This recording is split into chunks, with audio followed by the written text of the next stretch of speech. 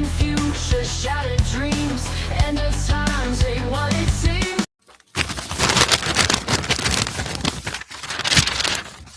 Hello, friends. This is Sam Chaney reporting for Weaponized News. Today, August 18th, 2026. Thank you for joining us on this Tuesday edition of Weaponized News. Quite a bit to get to today, as usual. Mind control coming out of the White House. We'll show it to you. They play a clip of deportations are surging and will continue. Large deportations, over an hour clip. It's ridiculous. We're not getting mass deportations. More lies. I know, shocking. Out of the liars out of the White House. Take a look at that.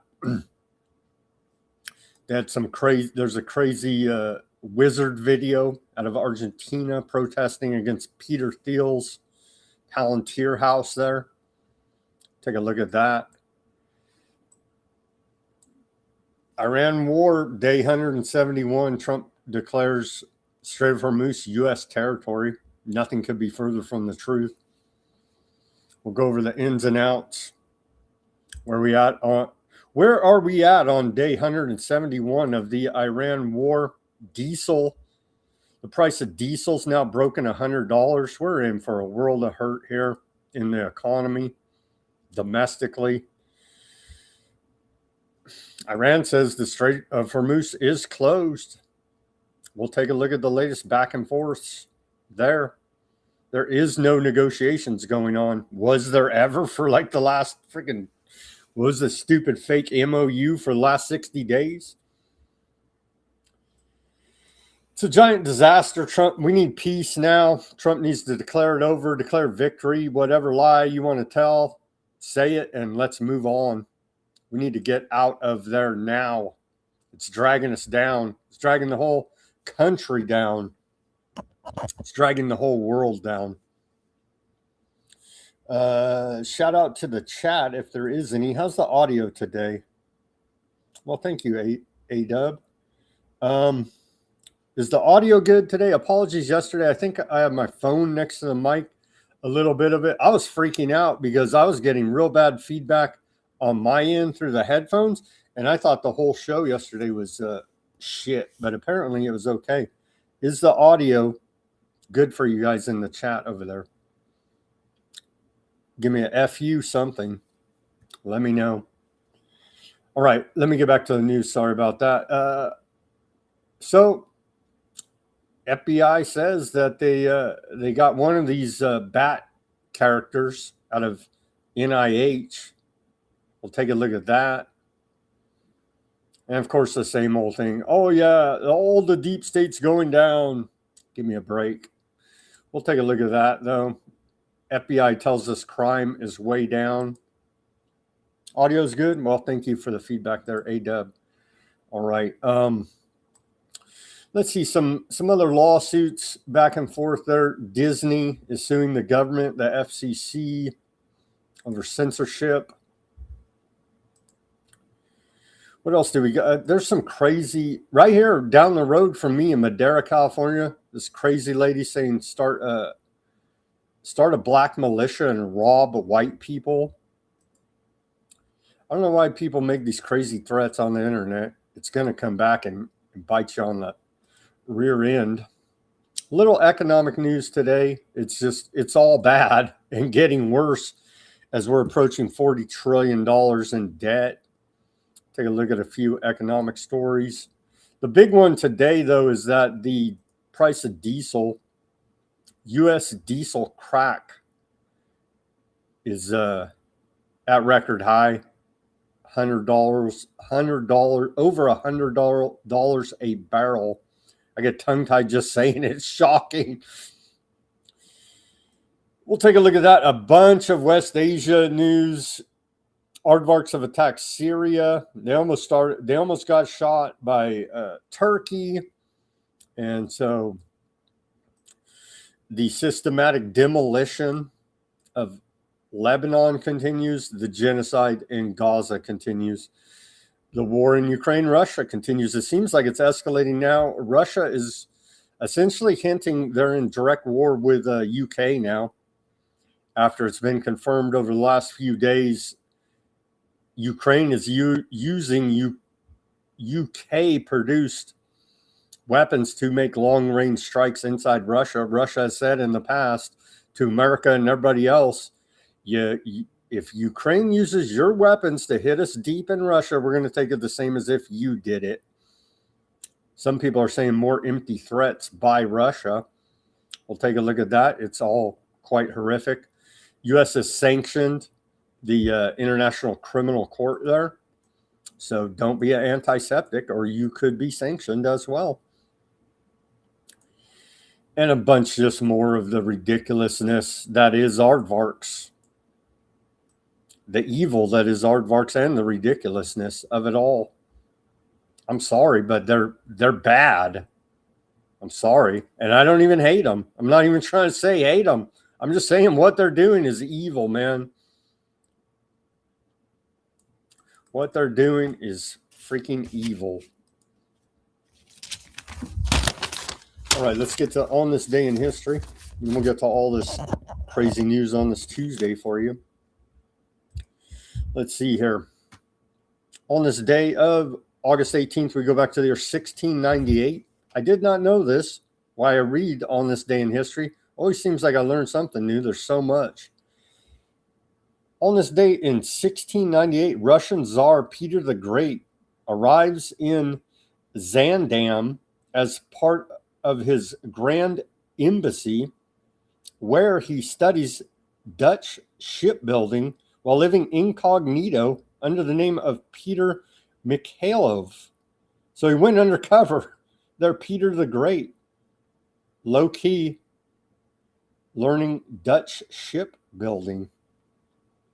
1826 on this day, we saw Scottish explorer Alexander Gordon Laing travels across the Sahara and becomes the first European to reach the fabled trading city of Timbuktu.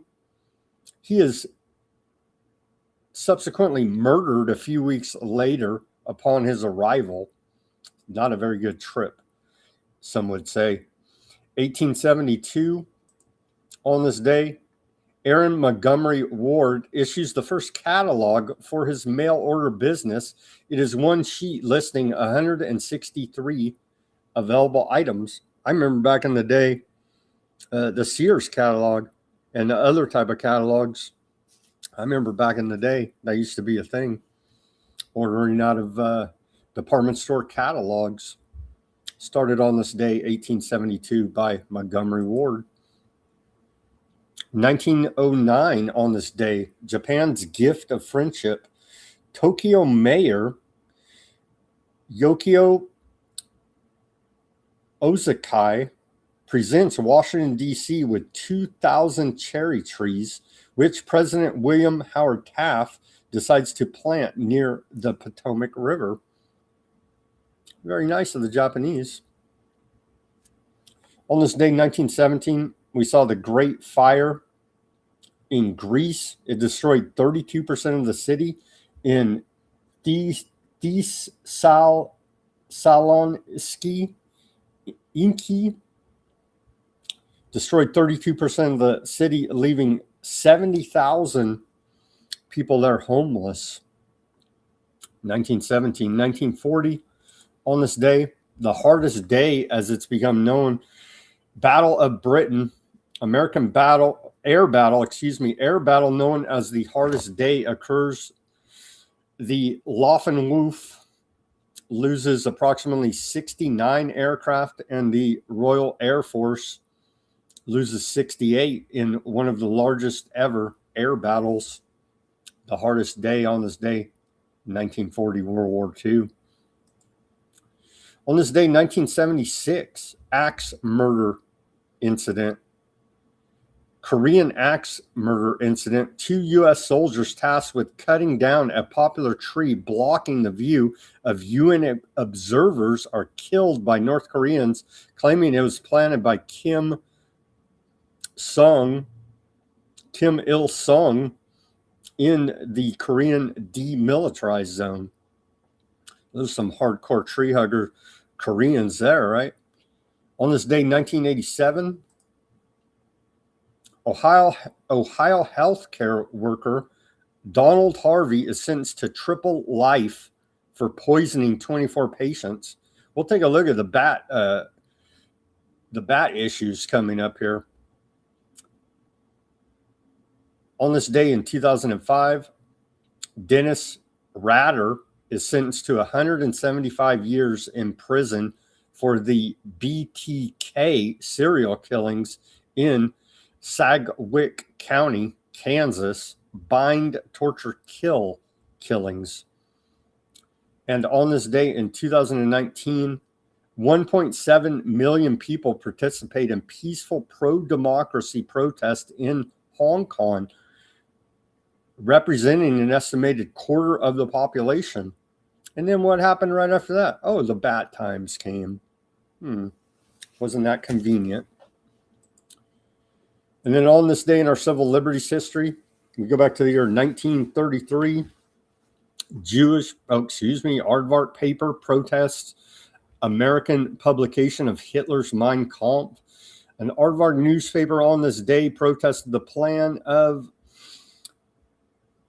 Houghton Mifflin Company to publish in the United States an English language edition of Mein Kampf, or My Struggle, Adolf Hitler's autobiography.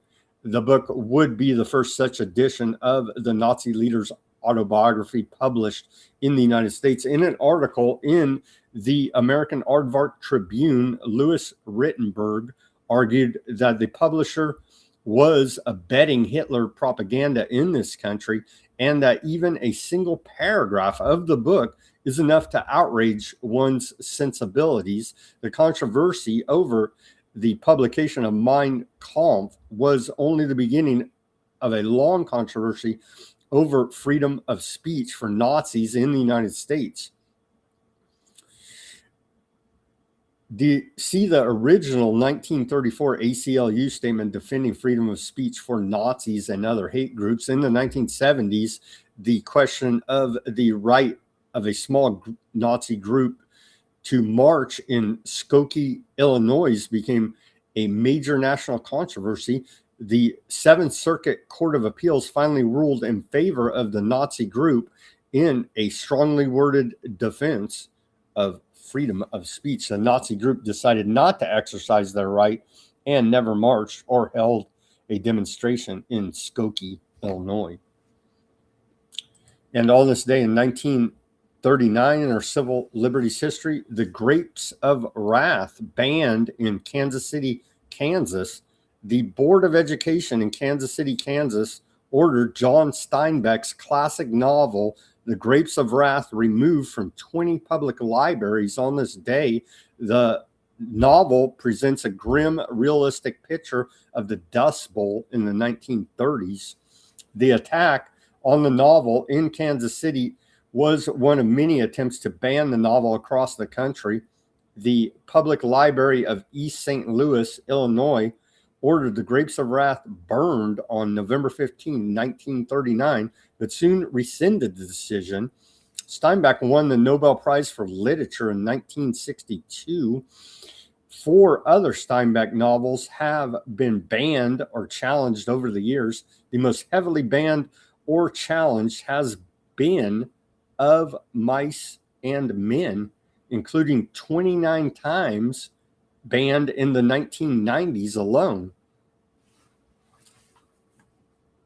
Here's our segue to the news. Wizards protesting in front of Peter Thiel's house there in Argentina.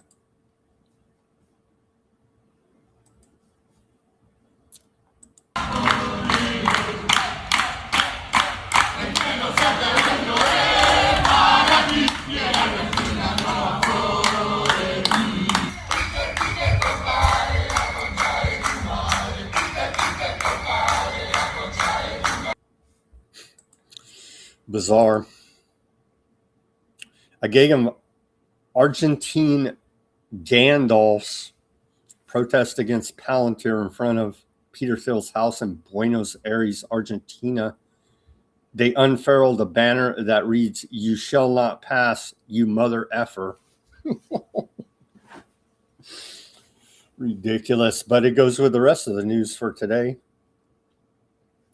The rest of the news for today, as we've stated many times here, the simplest form of mind control is repetition. See the White House. They put out this. They put out this video earlier today on the White House X feed. Large deportations, large deportations, large deportations, large deportations, large deportations. There's an hour of that, over an hour and 2 minutes and 12 seconds. Large deportations. It's simply not true. We're not getting the mass deportations. Deport, deport, deport. This dystopic meme was posted by the White House earlier today. Deportations are spiking. This is simply not true. The lie house just keeps lying to us.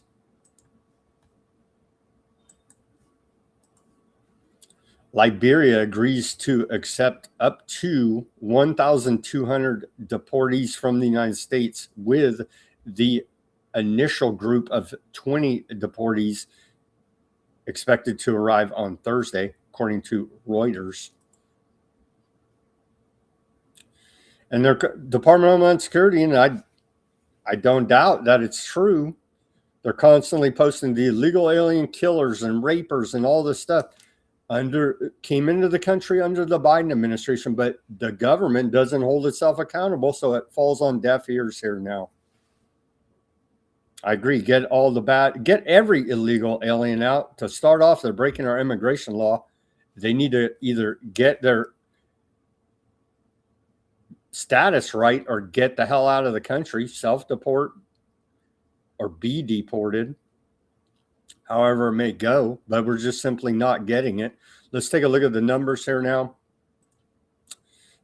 The last 7 presidential administrations, formal removals or deportations by Department of Homeland Security, ICE.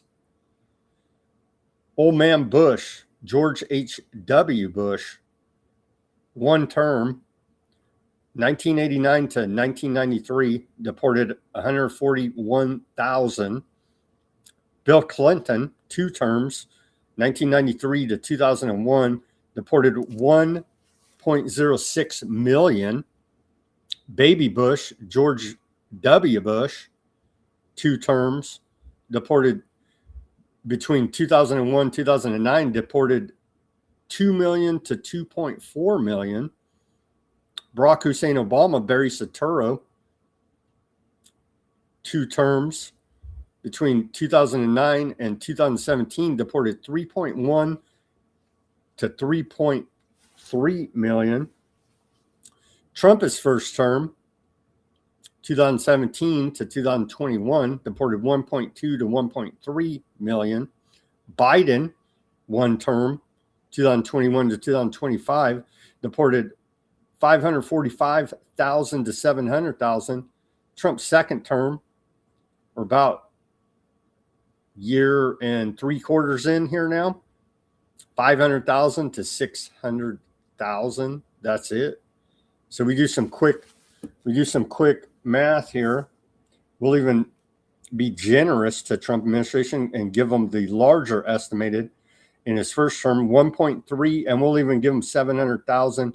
That puts us at 2 million.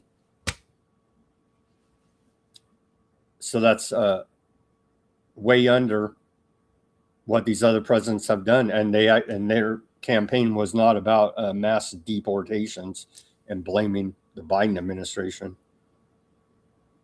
Even going at this pace, Trump is going to be way under Obama, about what George W. Bush did 20 freaking years ago. It's lies, man. What else do we say at this point? The lie house. It is the freaking lie house at this point. Department of War meme of the day.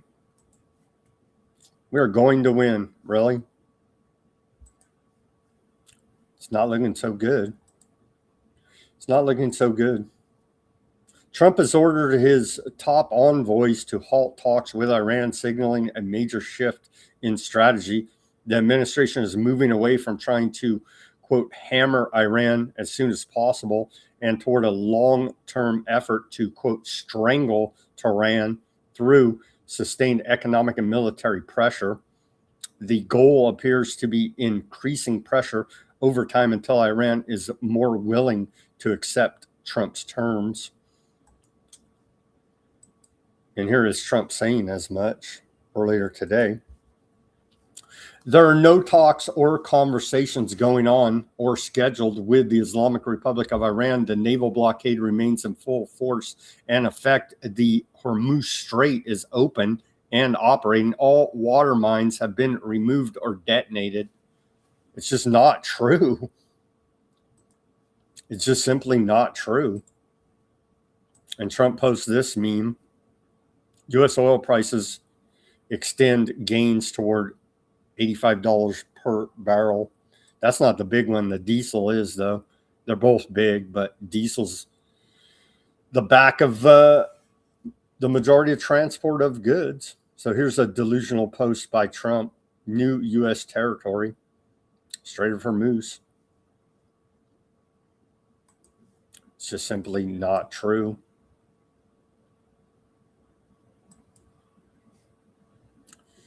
Trump calls Hormuz new U.S. territory as shipping remains stalled.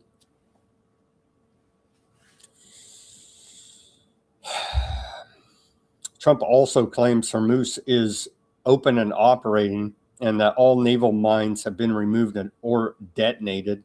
But Kapler reports that confirmed crossings fell 19.5% last week to just 95 against a pre-war daily average of over 130. Just 3 transits were recorded on August 16th and 10 on August 17th, the last 2 days here now. Kepler said vessels continue using Iran's unilateral routing scheme with none recorded through the conventional Hormuz traffic separation system or Omni routes yesterday.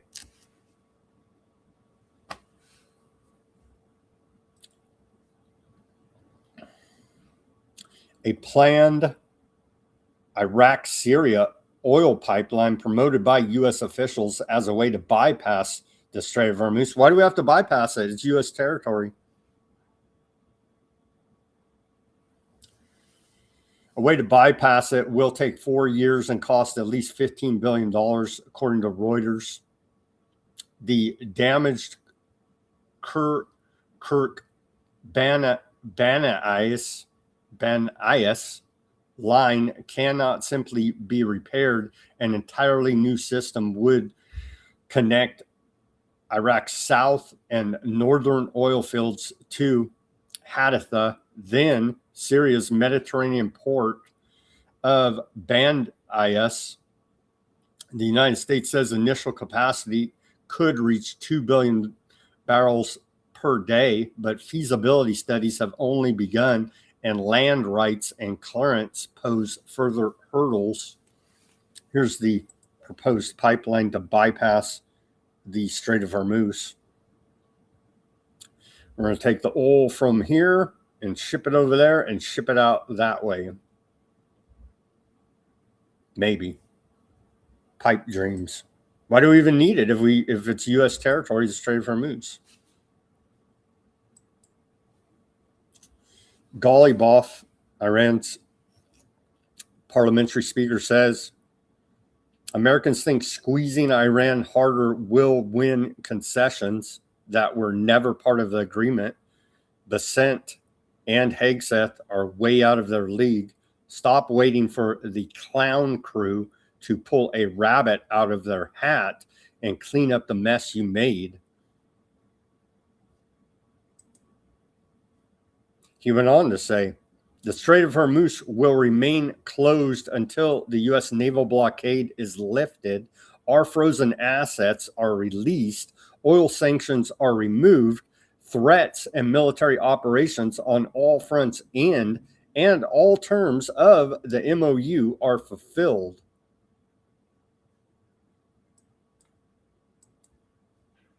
The Trump administration is reportedly considering surrendering U.S. bases in the Gulf and weighing a pullback from the Persian Gulf after Iranian strikes crippled American bases, with allies now questioning whether U.S. forces have become a liability, according to a report out of the Washington Compost.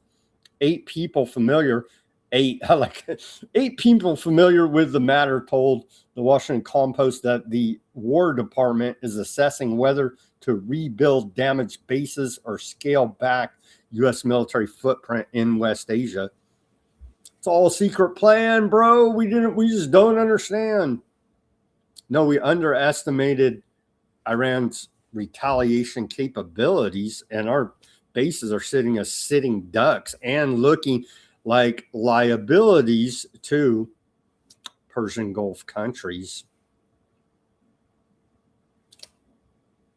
No, it's a secret plan, and we had to do all this to get out because we just couldn't simply withdraw. We have egg all over our face here now. We have egg, that is the U.S. military, has egg all over our face from this debacle. A source close to Iranian officials says Donald Trump has no viable options beyond accepting Iran's conditions. $300 billion in compensation, release of frozen assets, lifting the naval blockade, and an end to hostilities across all fronts, arguing that the U.S. military and economic leverage has been significantly depleted. The source cited three factors behind Tehran's confidence. Strategic petroleum reserves. The strategic reserve has fallen to roughly 293.4 million barrels, its lowest level since 1982. It goes down every day, almost every couple of days, to the new lowest level, reducing Washington's energy cushion during a prolonged Hormuz dispute. Munitions shortages. The United States has reportedly fired more than 1,500 Patriot interceptors, while stocks of ATACMS and PRSM missiles have been heavily depleted. Replenishing inventories could take years. Political pressure, with the midterms approaching and the war facing domestic opposition, Tehran sees mounting pressure on Washington to contain both the conflict and elevated energy prices. Trump has no option but to accept Iran's conditions, the source said, arguing that Washington cannot escalate without risking further economic damage, but cannot withdraw without conceding Hormuz. What a friggin' disaster. Following recent meetings among top officials, Iran has reportedly completed the groundwork for permanent toll system routing ships through an Iranian-controlled northern route, per Iranian sources.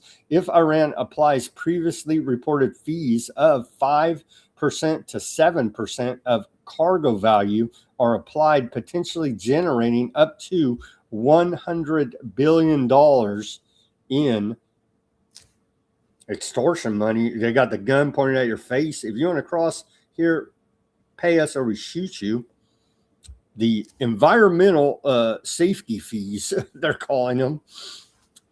The framework would give Iran authority over traffic management, transit permits, toll collection, and vessel services. At 7%, the toll could generate roughly $385 million per day.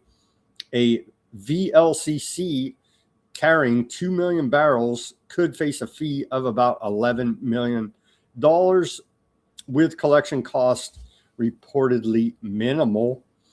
at pre-war traffic levels. Projected annual revenue could approach $100 billion, comparable to annual profits of Alphabet, NVIDIA, Apple, Microsoft, and Saudi Aramco. We won the war. If they can put this in place, we helped them create a brand new gigantic revenue stream. I guess that's hashtag winning for MAGA and Trump. USS Abraham Lincoln supply crisis stemmed from Iran's destroying the main U.S. naval logistics hub in Bahrain early in the war, forcing resupplies to be flown in from Diego Garcia, 2,200 miles away, according to national security reporter David Rode. He went on to say, War Secretary Hegseth hid the scale of the damage rather than publicly acknowledging it. Hegseth has called reports of crisis conditions on the Lincoln completely misrepresented. The carrier has been at sea for over 250 days with reported food rationing, broken plumbing, and mental health strain. Wall Street Journal put Bahrain reconstruction cost at roughly $400 million. The USS George Washington is en route to relieve the USS Abraham Lincoln as we continue to report on the mutiny going on there and poor mental health conditions for our troops. Odysee, foreign minister out of Iran, announces, quote, new era for Iran. We now represent a nation that has overcome a superpower, says new Iran will be assertive and powerful, defending its people's rights. Hold your heads high. Our flag is flying high. Very confident talk coming out of Iranian leadership. Weak Iran is no more, Odysee said, saying war created a resilient Iran. Iran resisted 40 days without air defense while its missiles continued hitting back daily. He says world underestimated Iran and its people, all of whom kept resisting despite heavy losses. They're declaring victory. That is Iran. Well, Trump should declare victory and get us the hell out of there and the rest of our bases. We have no business in the Middle East. Actually, I know our greatest ally and the greatest evil nation ever is there, and we have to protect them at all costs, even to collapse our own country. But at some point, I mean, my God, let's let them handle it themselves there. Right, where are we at? Well, let's take a look back. Yeah, let's take a look back at it now, I guess. Let's take a look at, this was quietly released yesterday by the White House. The National Security, Science and Technology Strategy.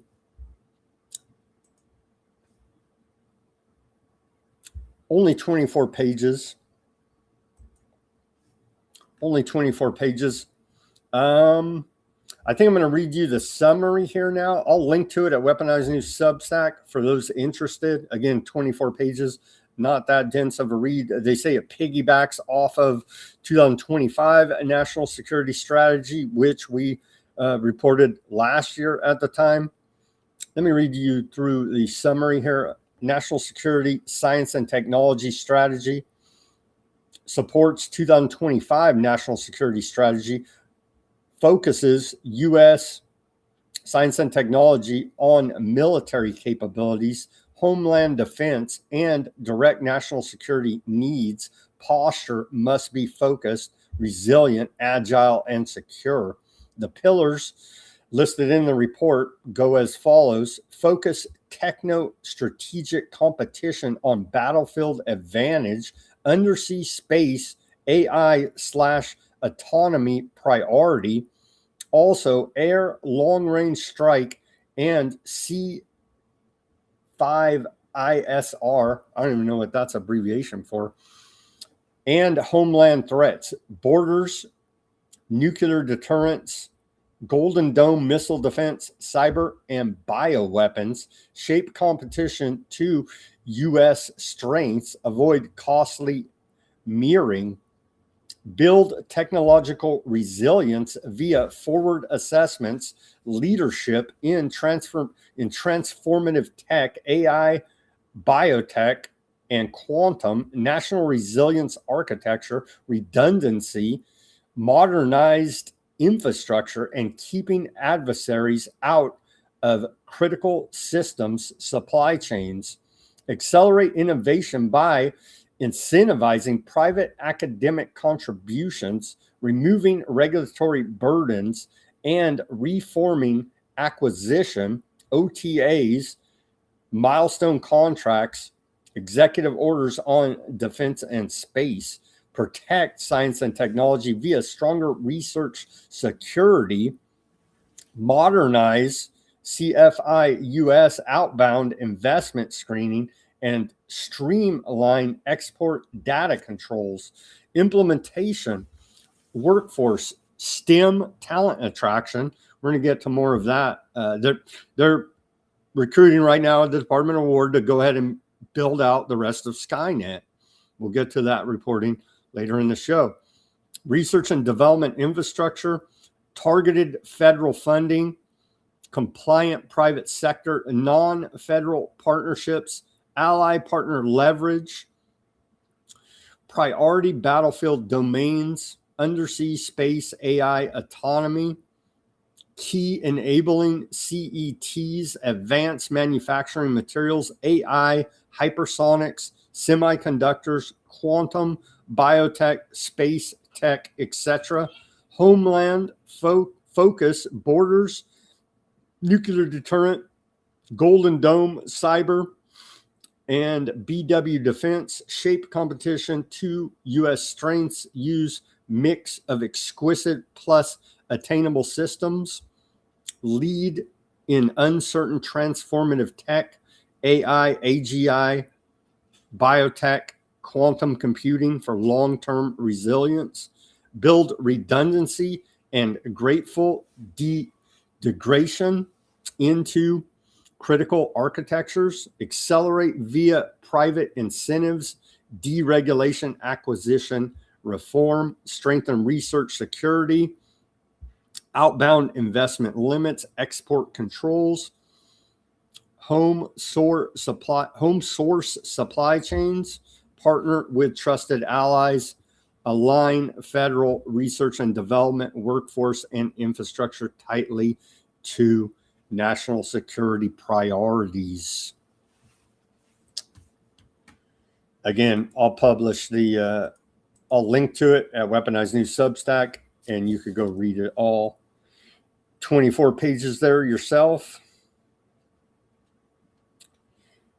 Yeah, I think that was we're way behind on the hypersonics, that's for sure. Yeah. Piggybacking off of last year's national security strategy. All right, moving on here now. I felt like we needed to cover that, and so we did. And I didn't want to bore you with reading the whole thing word for word. Okay, continuing here now. FBI, what do you do with a Epstein cover-upper that won the gold medal for Epstein cover-ups? I don't know, Cash Patel, I can't look at you straight, but they claim they're getting the bad guys from the bad times.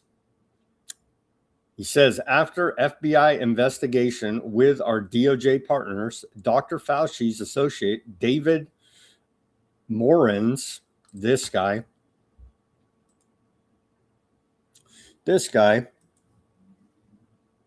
David Morans, co-conspirator 1, co-conspirator 2, David Morans just pled guilty to conspiracy.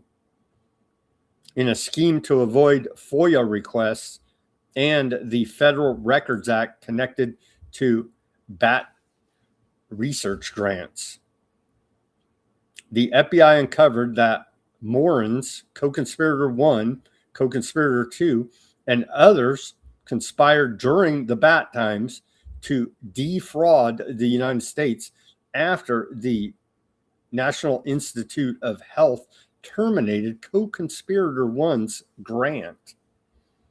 NIH terminated the grant, understanding the risk of bats' emergence based on allegations that bats emerged from the Wuhan Institute of Virology in Wuhan, China. Mr. Moran's and his co-conspirators, there's no conspiracy.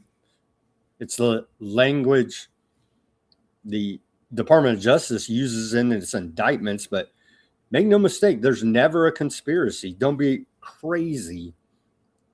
People can never meet together and come up with a plan and then act on said plan. It's never happened.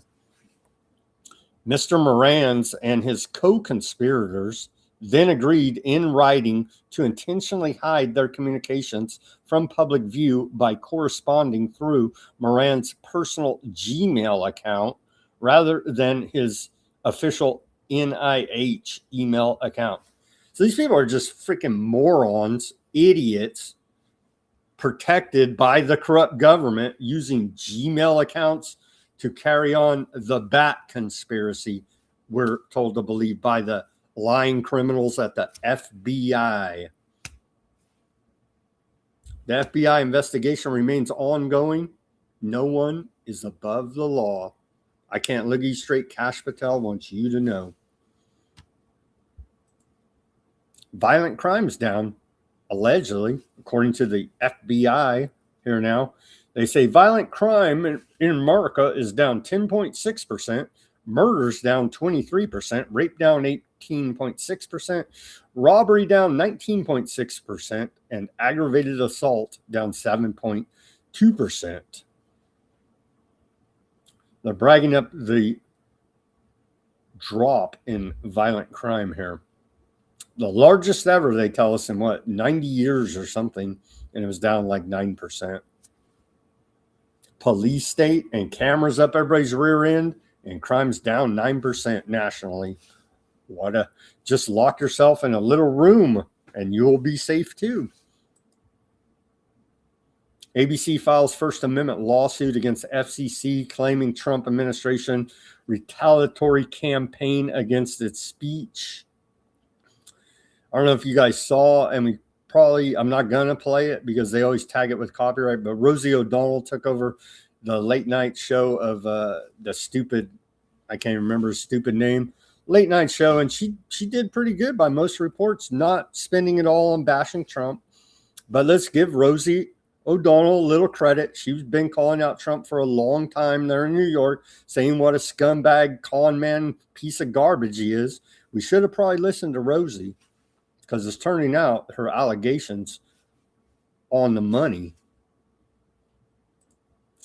Disney-owned ABC files First Amendment lawsuit against FCC.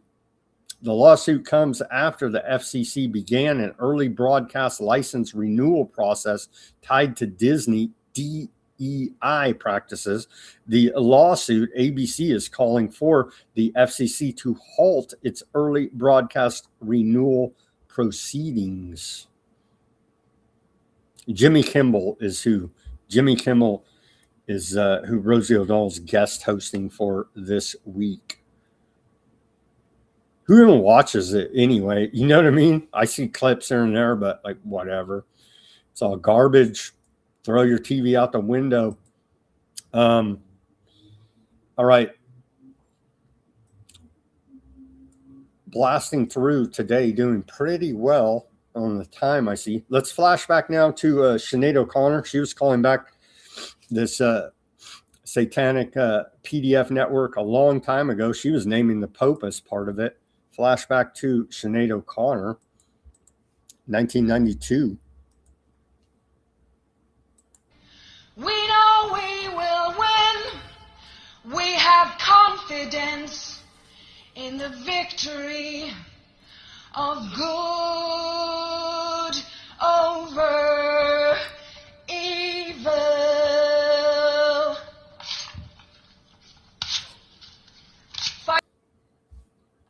Fight the real enemy, she said, and then she threw it. And of course, that was the Pope at the time, Pope Paul II.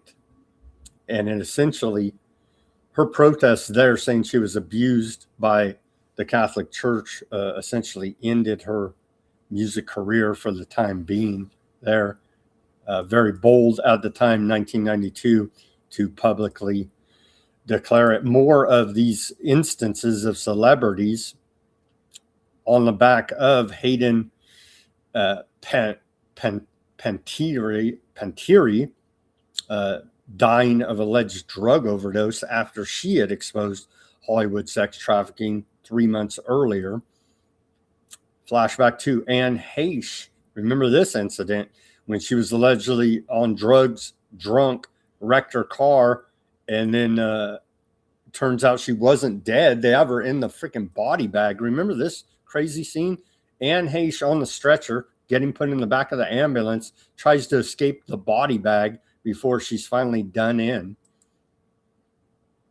and alleged that she had turned on Ellen DeGeneres there in Hollywood and was beginning to expose the child abuse and trafficking going on. There she is trying to escape, and no, they put her right back in there, and we were never to see Anne Heche alive again after that. Federal judge orders release of Virginia Giuffre's case files at last. Virginia Giuffre's 2015 civil lawsuit against Ghislaine Maxwell is going to be unsealed. A federal court in Manhattan last week ordered the public release of the files from Giuffre's defamation lawsuit against the accomplice and partner of Epstein, Maxwell, following 8 years of litigation from the Miami Herald. Reporter Julie Brown, the investigative journalist for the paper best known for uncovering Epstein's crimes, Maxwell had been fighting to keep the lawsuit details under wraps, but her arguments were not enough to convince U.S. District Judge Loretta Preska, who ruled that the Epstein Files Transparency Act supersedes, the grand jury arguments Maxwell cited to keep the records sealed. So there's a few rulings been going on. The DOJ doesn't seem to care what courts rule, so we'll follow that and report once the files are released. Harvard still employs professor whose emails with Epstein mentioned spies and torture. So that's a good of Harvard. Even as the class of 2030 prepares to arrive to the Harvard campus in 2 weeks, it's not yet clear how much longer Martin Nowak, who cryptically discussed a captured spy and torture in the Epstein files and emails, he's still on Harvard's payroll. They did get rid of they kicked old Larry Summers out, right? And so tracking this Professor Martin Nowak, talking about captured spies and torture in the Epstein files. All right. Right down the road from me, this lady out of Madera, California. It's right up the road from me here, not very far. Threatening to rob white people. Starting a black militia, she claims, to rob white people.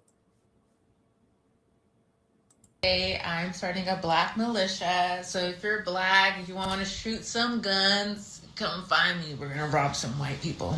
Police are investigating Investigating these videos posted to Instagram by a special education teacher for the Madera Unified School District. In one clip, Kanisha Daly of Fresno says she's starting a black militia and will rob some white people. Other videos on Daly's Instagram captured by concerned citizens show her with a handgun and then what appears to be a long gun. She's laughing. She thinks it's funny. The videos were quickly met with strong online backlash and a multi-agency investigation. Fresno and Madera Police and the Madera Unified School District all told Action News they're aware of the videos and looking into them. In the meantime, the Lincoln Elementary School special education teacher was placed on leave and under a temporary restraining order. What an idiot, man. She needs special education. Can't be posting these threatening videos. 14 charged on alleged Penn State cocaine ring, report out of ZBS News.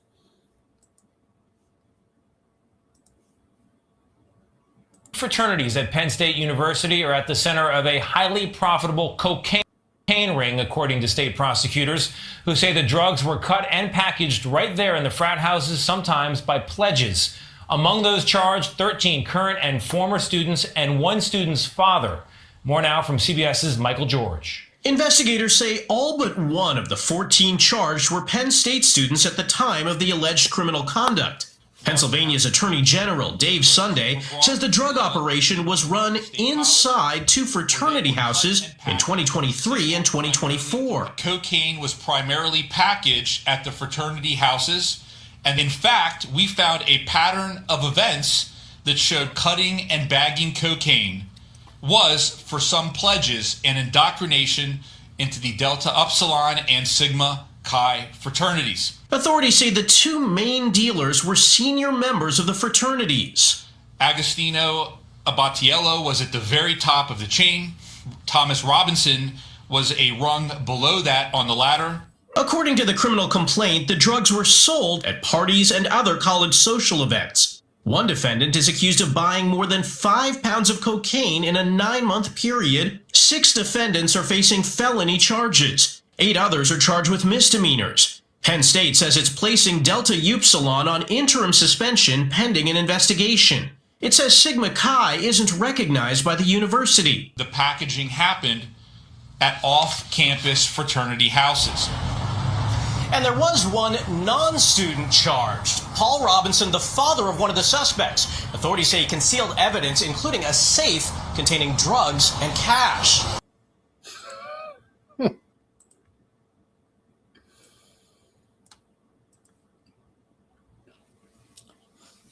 Hidden AI-related commitments are skyrocketing among big tech companies. We've been talking about this a while now. It's all coming to light. The circle jerk known as the financial markets here, propped up by fraud from big tech. The 9 U.S. tech firms have $3 trillion in off-balance sheet commitments. They're hiding their debt. They're bankrupt, essentially, including leases for data centers and power infrastructure that have not yet commenced, as well as purchase commitments for AI-related equipment and services. This is roughly triple the amount that these firms report on their balance sheets in leases and long-term debt. They're insolvent. They're lying criminals. The SEC is looking the other way, now complicit in this criminal conspiracy. This also compares to $600 billion in CapEx reported over the last year.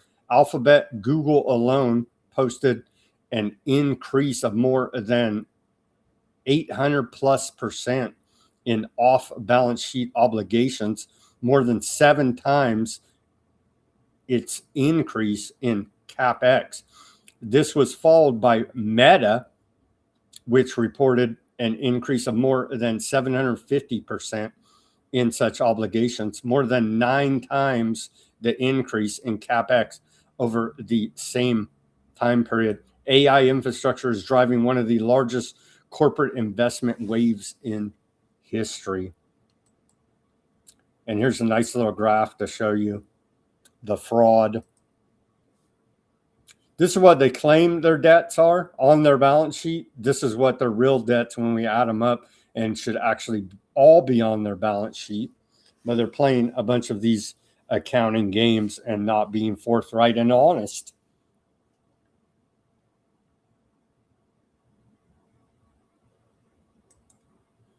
All these companies are hype, man, with government backing to build scientific dictatorship technocracy. That's the only thing keeping this whole thing going. There is no demand. Nobody wants data centers and cameras up your rear end. Literally no one wants this, but the TechNate, the Greater North America Project. Amazing. U.S. interest expense on the national debt hit a record 1.4 trillion with a T, 1.4 trillion over the last 12 months. Since 2020, the cost of servicing U.S. public debt has nearly tripled. If rates remain stable, interest payments are set to rise to 1.7 trillion with a T by November 2028. As a result, interest will surpass Social Security spending as the government's largest outlay for the first time. America's debt bill is spiraling out of control. You think we're going to get to the point at some point here in the not too distant future, and it's already starting to happen, where they're not going to be able to finance the debt anymore because no one will buy the debt because the risk is too high, and we can't sustain the interest payments alone, never mind actually paying the debt back. You can see right here, it's quite horrific. This line is almost going vertical here now. It may go vertical in November of 28.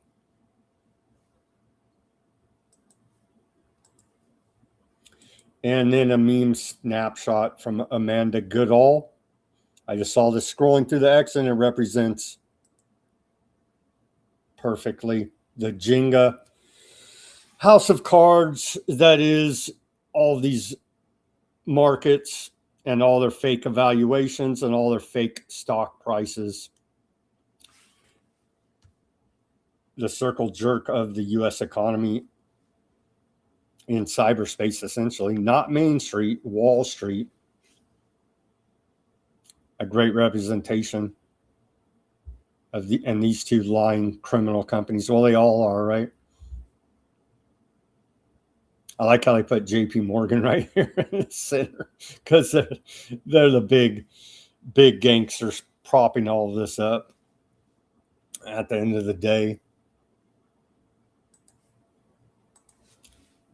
University of California professors are calling for SATs to be reinstated in admissions, arguing that some incoming students are struggling with high school level work. The UC system dropped the standardized testing requirement in 2020. I've seen reports college professors saying they're literally getting illiterate students that can't even read. Public education, bro.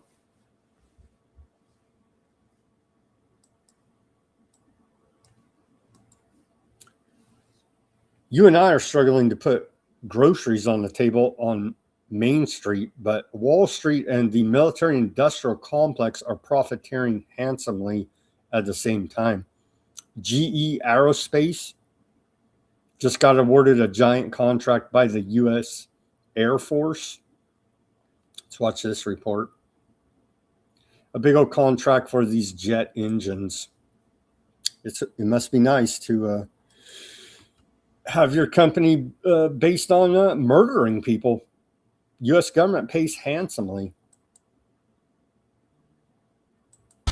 Look at this monster here, Flying Lab. Tonight, a behind-the-scenes look at the extreme testing methods on a product designed and built in Cincinnati jet engine. Yeah, so GE Aerospace has a way of testing the engines using fighter pilots' sensitive data recorders and a 747 to push new designs to the limit. Our WLWT News 5's Brian Hamrick has the story.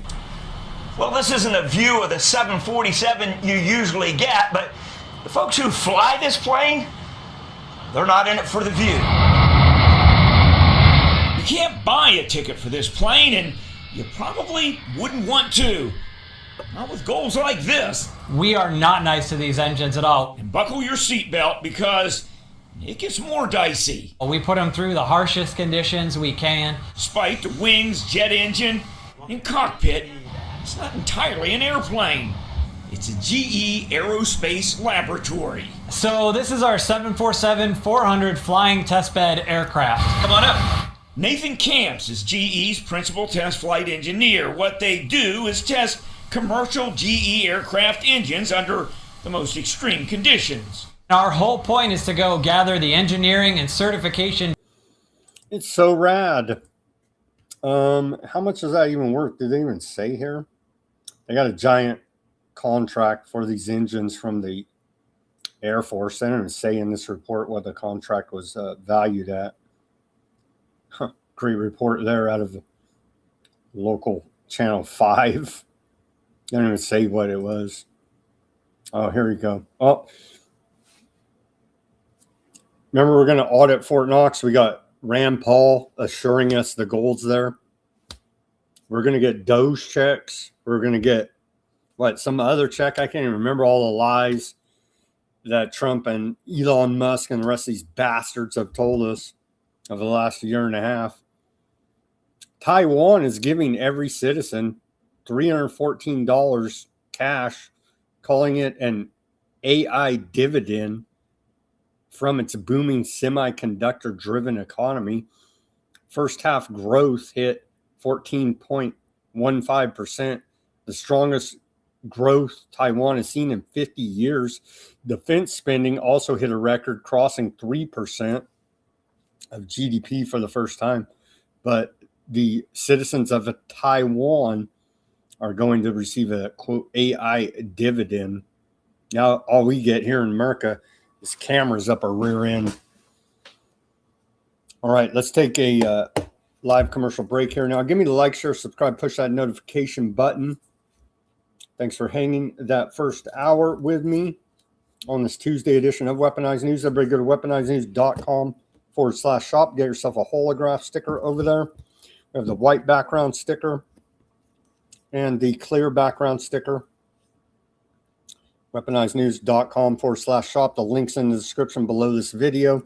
We have the stickers. We have baseball caps, t-shirts, coffee mugs, sweatshirts, shot glasses. As some in the audience say, this show may induce heavy bouts of drinking. We have all kinds of different gear over there. Weaponized gear, Weaponized News gear at weaponizednews.com/shop. Go take a look. We would appreciate your patronage. If you don't want to patron the store, we do take donations as well. Buy me a coffee, Bitcoin wallet address, Cash App links, all in the description below this video. Become a paid subscriber at Weaponized News Substack channel. Over there, you'll get the show streaming live right now. You'll get the full show, a summary of the show, and links to almost everything we talk about for documentation and further research purposes. It's all free, nothing behind a paywall. Show your support for independent reporting and analysis brought to you 5 days a week, broadcasting live Monday through Friday, 5 p.m. Pacific, 8 Eastern Time, Weaponized News Substack. Become an unpaid subscriber. I know the economy's rough for all of us. Become a paid subscriber and support our efforts here at Weaponized News to bring you non-partisan reporting and breaking through the propaganda and lies and mind control of the government and your Mockingbird media. Thank you for your attention to that matter. Welcome back to the second half of Weaponized News on this Tuesday, August 18th, 2026 edition. Thank you for joining us. All right, on to the national average for the price of a gallon of gasoline. We're up to $4.07 on average. You can see here I'm rounding up. $4.06 5, so we just round up to 7, right? So we'll call it $4.07 a gallon, up a little, a smidgen from yesterday, not much. Yeah, it was $4.06 yesterday, $4.07 yesterday, but that's not the real story. The real story is the cost of diesel. Before we get to that, as per usual, Brown University, International and Watson School of International and Public Affairs, Iran War Energy Cost Tracker. The consumer burden since the beginning of the Iran war on February 28, 2026 is now $86.9 billion. And I do believe it's even higher than this, I always say, because I do believe that, but we'll just go with their numbers for now. Conservatively speaking, per U.S. household, cost spread across both diesel and gasoline is up to $663.18. I know, but my gosh, Iran can't have a nuclear weapon. Bullshit. Our own intelligence community and the State Department both said Iran's not an imminent nuclear threat to the United States. So just save it. We've already thoroughly debunked Trump's claims from government sources here at Weaponized News in real time. The real story of the day here now, though, is, well, let's watch this report.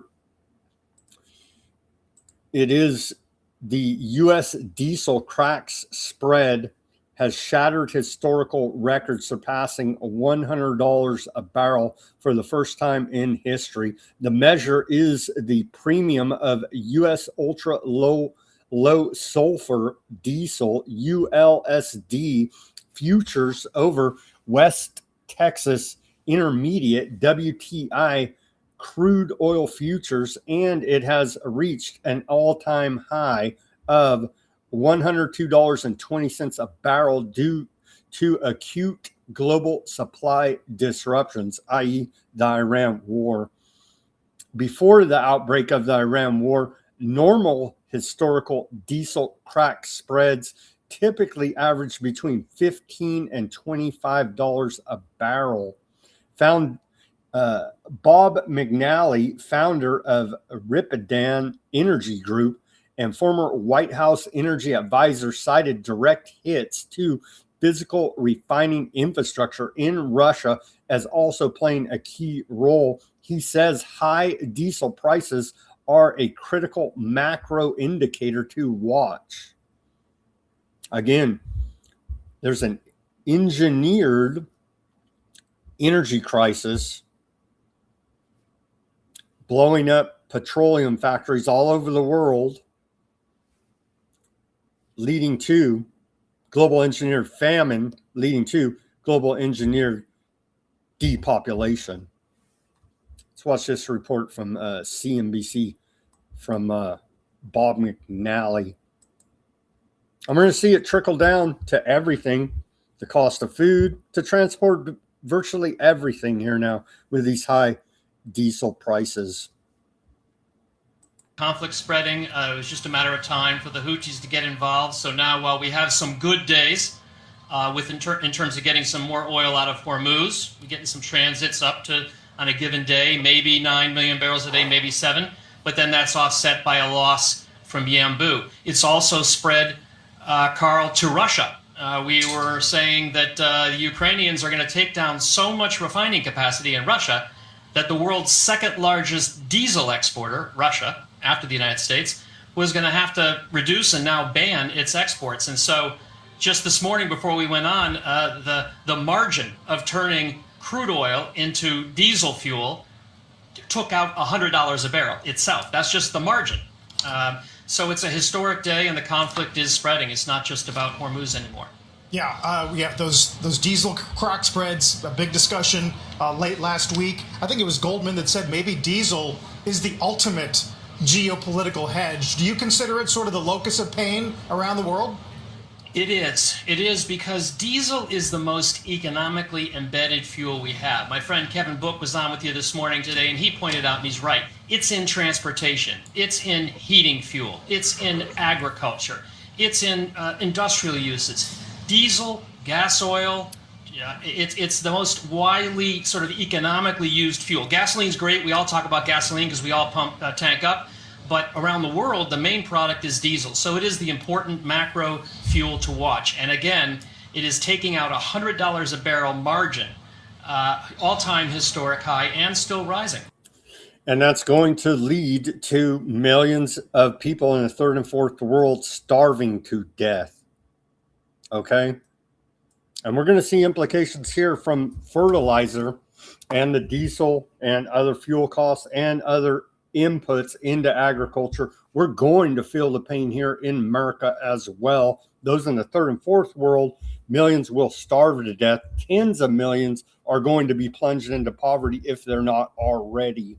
We will see the implications of blowback here in America. Go USA, Trump, MAGA with your stupid red hat. Iranian military warns shipping companies against supporting U.S. military operations. An Iranian military official has warned that shipping companies involved in meeting U.S. military needs against the country will face consequences. Noor News reported. Iran is closely monitoring the commercial and maritime networks supporting U.S. operations, and any company, ship owner, or service provider that knowingly plays a role in meeting U.S. military needs against Iran will face legal, economic, and counter-sanctioned consequences, the Iranian news outlet said. The official also went on to say, the transport of fuel, ammunition, equipment, food, and other items needed by U.S. troops will not be seen by Iran as, quote, merely a commercial activity, but it would be viewed as supporting Washington in its war on Iran. All major shipping services have been warned. War is not only costly on the battlefield. Those who knowing the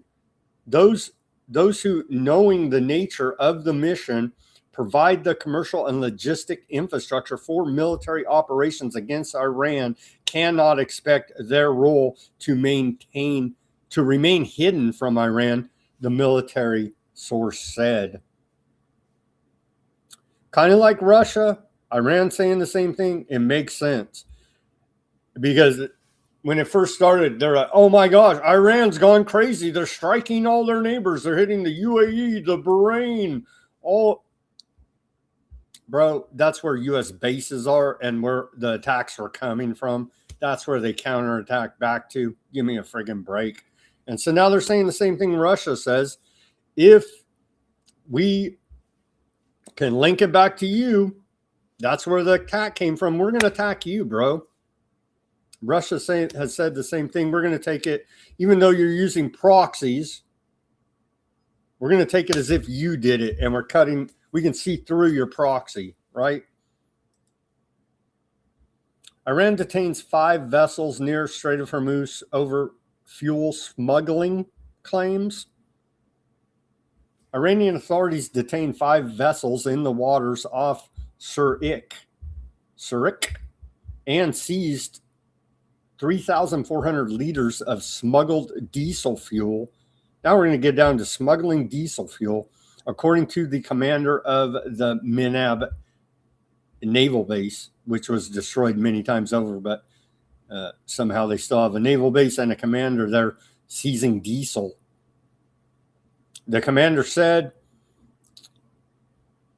border guards discovered the fuel during inspections of the detained vessels. The seized shipment was estimated to be worth $152,999 roughly.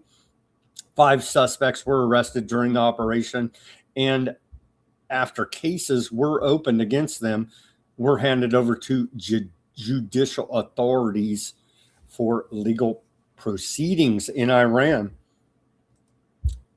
Chinese shipping giants halt oil tanker routes through Hormuz and Bab al-Mandab two major Chinese shipping companies have stopped sending oil tankers through the Strait of Hormuz and Bab al-Mandab. Instead, arranging oil cargoes outside the Gulf, according to Reuters, citing three industry executives, tanker trackers, and a ship broker. State-owned COSCO Shipping, Energy Transportation, and China Merchants Energy ships have kept their tankers away from both checkpoints since late July. Verexa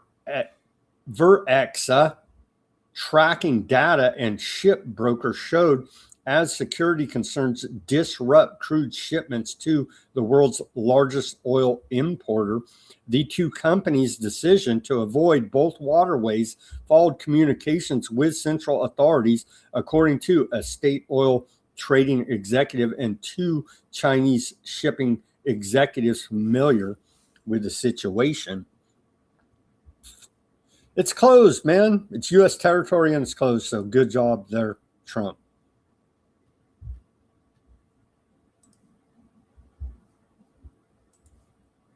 UAE halts all trade and financial transactions with Iran. And there was a report that they were trying to claim earlier today Iran was shooting missiles or drones at UAE. Turns out maybe that wasn't the case. There's these little flare-ups ongoing there. Trump is weighing a last-minute deal with Canada to avert 50% tariff set to take effect at midnight. The proposed agreement would have Canada ease retaliatory measures and make dairy concessions, while the U.S. could reduce some auto tariffs, according to a report out of Politico. NBC News reports Russia steps up military resupply of Iran via Caspian Sea. Russia has started transporting explosives, ammunition, and drone components across the Caspian Sea to help Iran replenish its missile and drone supplies after U.S. aardvark land strikes. A European government document cited by NBC News today said the maritime route allows the two countries to move military cargo directly between Russian and Iranian ports. Former Ukrainian Minister of Defense Fedorov, this dude, he's been talking it up the last couple of days. This dude, Fedorov, said Russia doesn't just take our land, it wants to prove that the Ukrainian model of freedom doesn't work. That is why Ukraine must prove the opposite. Ukraine can fight a war and remain a democracy at the same time. We must not allow Putin to decide when Ukrainians can elect their government. Only America's allowed to do that. Oh, side note, sorry. Got thrown off track there. Ukrainian democracy must not depend on the goodwill of the Kremlin. And we're like 2 years, they haven't had elections there in Ukraine, with Zelensky acting as de facto dictator for Ukrainian democracy. We wouldn't have it any other way. He's also calling, Fedorov is also calling for restoring elections even during a prolonged war, saying Ukraine must find a, quote, legal, safe, and realistic mechanism to resume the democratic process. He argued that democracy cannot be held hostage by Russia and that Putin should not determine when Ukrainians can elect their government. Damn evil Putin. Here's that clip. Things are escalating, man. It's not winding down, it's winding up. Russia's foreign minister Lavrov said Russia has the right to regard Britain's direct involvement in strikes against Russia as participation in the war, with all the ensuing consequences. We see through your proxy, we're blaming you, bro. Basically, that's what Iran and Russia are saying with all the different proxies of the West, Anglo-American establishment, UK, America attacking them. We're this close. Paper thin margin there. Close to direct war between Russia and UK.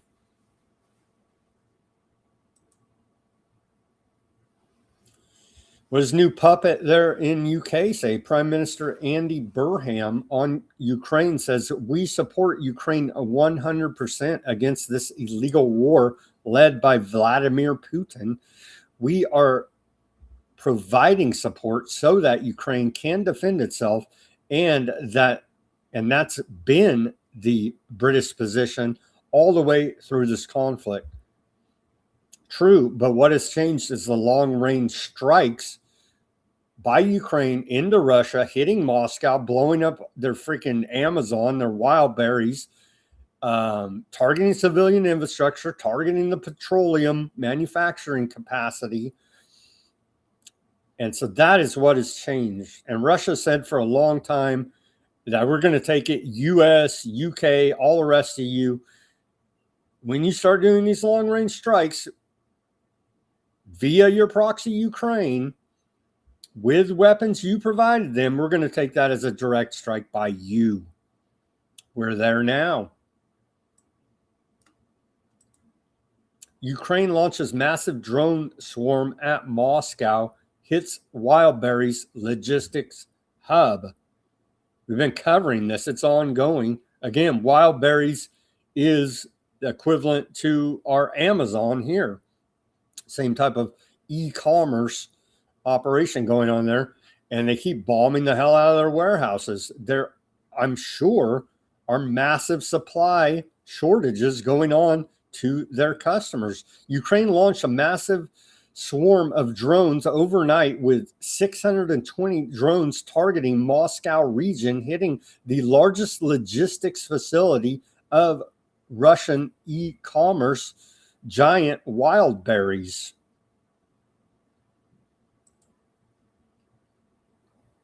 Ukraine is increasingly using near real-time commercial satellite imagery to give frontline drone teams accurate information on Russian positions. Satellite images that once took days to reach soldiers can now arrive in 15 minutes to a few hours, letting drone teams quickly identify Russian troops, equipment, supply routes, and hidden positions. This has made strikes more precise and harder for Russia to evade, and has helped Ukraine target air defenses, electronic warfare systems, logistics, and positions in Crimea and occupied territory. The broader trend is turning satellite intelligence into a frontline tool rather than something used only by senior commanders, according to a report out of the failing New York Times. How satellite advances are changing the game for Ukraine.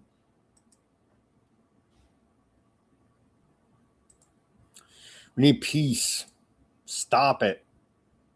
We're not going to get it. Obviously, it's the agenda to keep all of these wars going. We're sanctioning who did we sanction before? I think we sanctioned one of them before, ICC judges. We sanctioned for Francesca Albanese for putting out those two big reports, linking a bunch of countries to the genocide and a bunch of corporations to the genocide in Gaza. Now we're sanctioning the ICC head of their court. There is, let's see here, there is not a single American citizen under indictment or investigation or facing an arrest warrant from the International Criminal Court.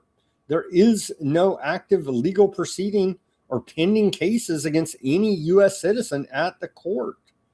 President Trump on July 31st said Secretary Rubio was seeking to destroy the ICC to protect Aardvarkland Prime Minister Milei Bibi Netanyahu. I'm glad our priorities are straight with these maniacs. Here's little Marco Rubio. He says, last month I launched a diplomatic campaign to dismantle the ICC's threat to our national sovereignty. But no, they're not threatening our national sovereignty unless we're actually aardvark land. The Trump administration is sanctioning ICC President Tomoko Kane and senior trial lawyer Abdullah Sia in our unwavering mission to protect Americans from this sham of a court. But no Americans are having problems with this court. In honor of our Declaration of Independence, Americans will never be transported beyond seas to be tried for pretend offenses. The State Department and Secretary of State Little Marco Rubio seem to be very confused about who the Americans are and who they are not.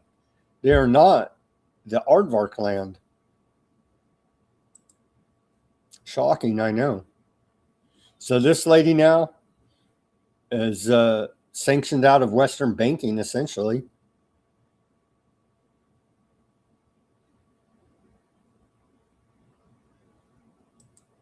For the crime of calling out the aardvarks for genocide.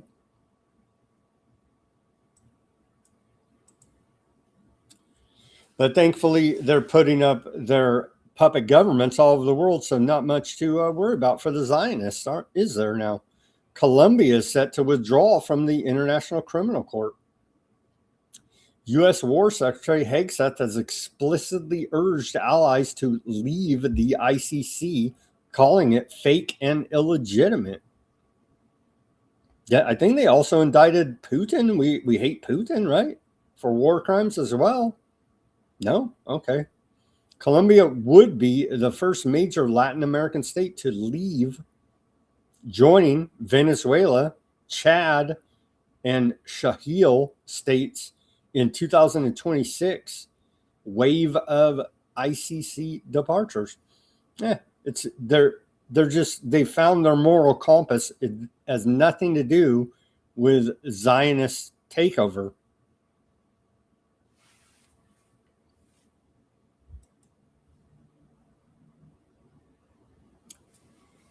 There's a quasi-secret giant drug war going on here, very underreported. Go to U.S. Southern Command. You could see them bragging it up there. There is a drug war in Mexico, Central, and South America, part of shoring up U.S. monopoly on global contraband trade and to shore up the Greater North America Project as well. U.S. Southern Command says the time is now to take the fight to the cartels. During my visit to Ecuador today, Minister of Defense Lafredo, Chief of Defense Delgado Salvador, and I submitted our joint commitment to combat cartels and narco-terrorists in the Western Hemisphere. This is a statement by Southcom Commander General Francis L. Donovan. They're not even. And then we had that report, a couple of weeks back, the DEA said all of your efforts blowing up the narco-trafficking drug boats have actually increased the supply of cocaine in this country. So congratulations on your extrajudicial killings. You've done nothing but caused innovation in the drug trade, as if that wasn't your intention. Here's a short clip about scientific dictatorship, technocracy, posted by Jason Bassler. This is, of course, Sam Altman, accused of sexually abusing his sister, amongst other crimes. Sam Altman. It will be a perfect surveillance state.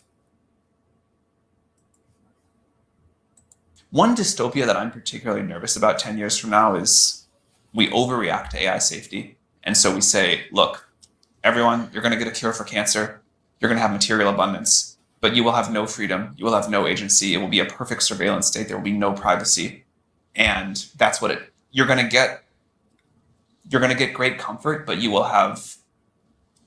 there will be nothing left in the world for you to really do. Nothing that really matters. You'll just kind of live at the, service of the AI giving you material wealth. It's just not true. They're full of shit. They want us to believe that. They want that to be the future. It's up to us. We should not let that be our future. These guys are working on making that our future. Department of War.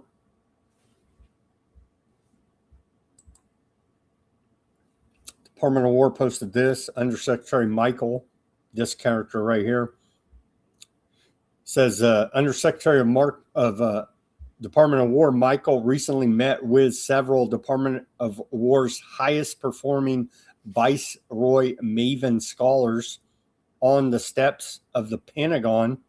These scholars participated in an immersive engagement at the Pentagon that highlighted their contributions and the work they completed during their summer internships. Viceroy places approximately 200 elite interns each summer across more than 25 department host sites, working alongside war scientists and engineers.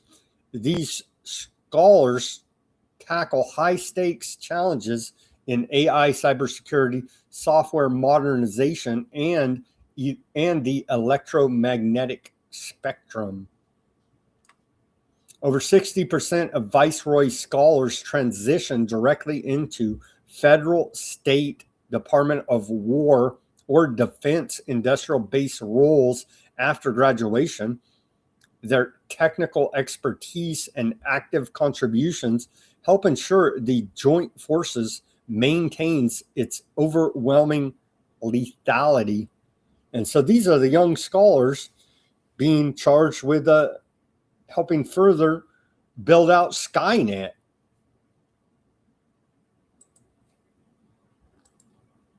And here is the Viceroy Elite Talent Mission Ready.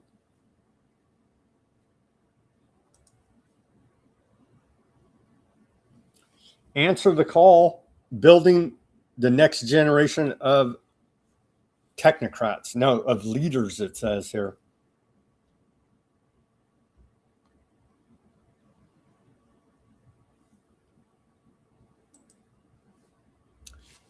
That's the future generation that's going to build out the Skynet. The only question left is, can it become fully self-aware? I don't think so, but they're working on it. They are working at it at the Department of War. Flashback, what do you do with a drunken Hegseth? This clip illustrates the fact that there are these religious fanatics that think they're going to bring back the second coming and build the third temple.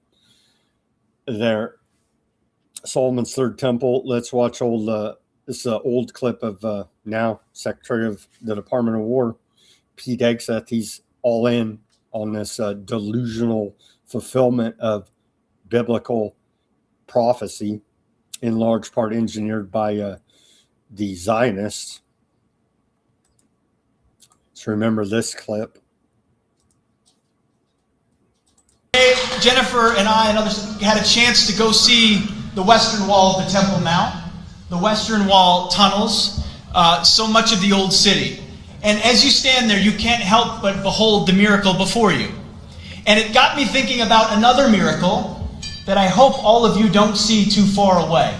Because 1917 was a miracle, 1948 was a miracle, 1967 was a miracle, 2017, the declaration of Jerusalem as the capital was a miracle, and there's no reason why the miracle of the reestablishment of the temple on the Temple Mount is not possible.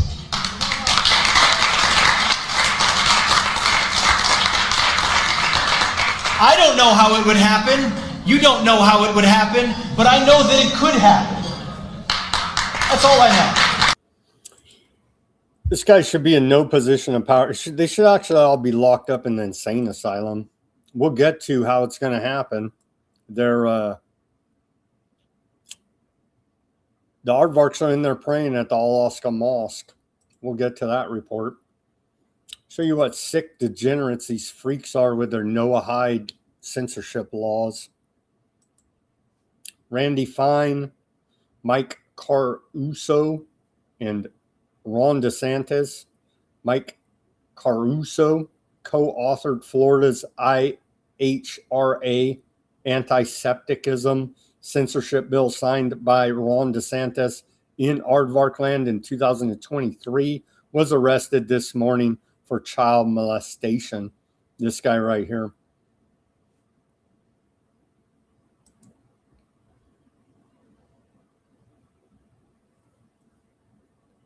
And many commenters say that he will flee to aardvark land as per usual. I wouldn't be surprised if that happens. And they'll say that's justice and don't be an anti-septic hater. They're like, but bro, he's a child molester. They're like, that's their thing. The Aardvark government secretly funded Christians United for Aardvark Land and the Christian Zionist group Eagle's Wings to shill for Aardvark Land. Aardvark reporter tells Al Jazeera. Let's watch this clip posted by Information Liberation Chris Meehan.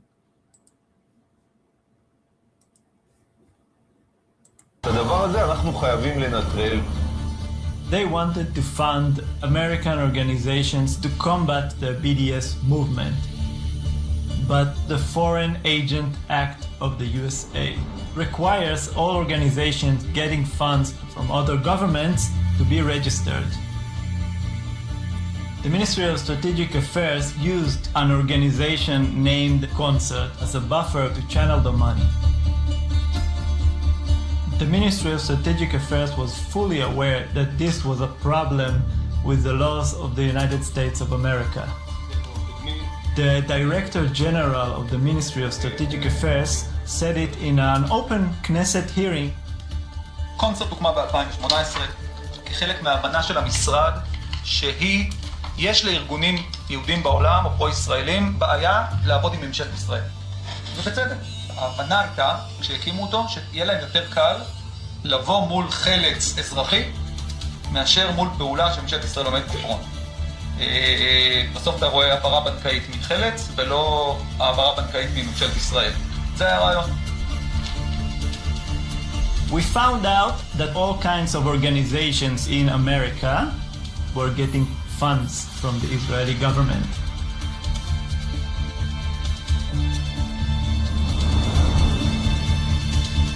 CUFI stands against BDS, which is economic anti-Semitism. John Hagee's Christians United for Israel got around $1.3 million.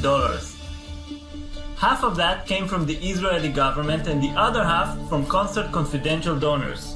And we need to fight this evil darkness until it is destroyed in our Congress, in our churches, in our colleges and universities, and in our nation.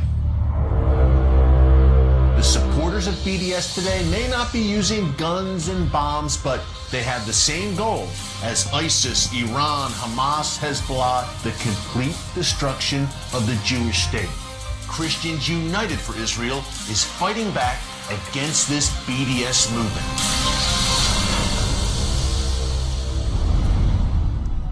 BDS constitutes commercial discrimination against Israel on the basis of national origin. This movement employs classic anti-Semitic themes, blood libels, and that's a real danger.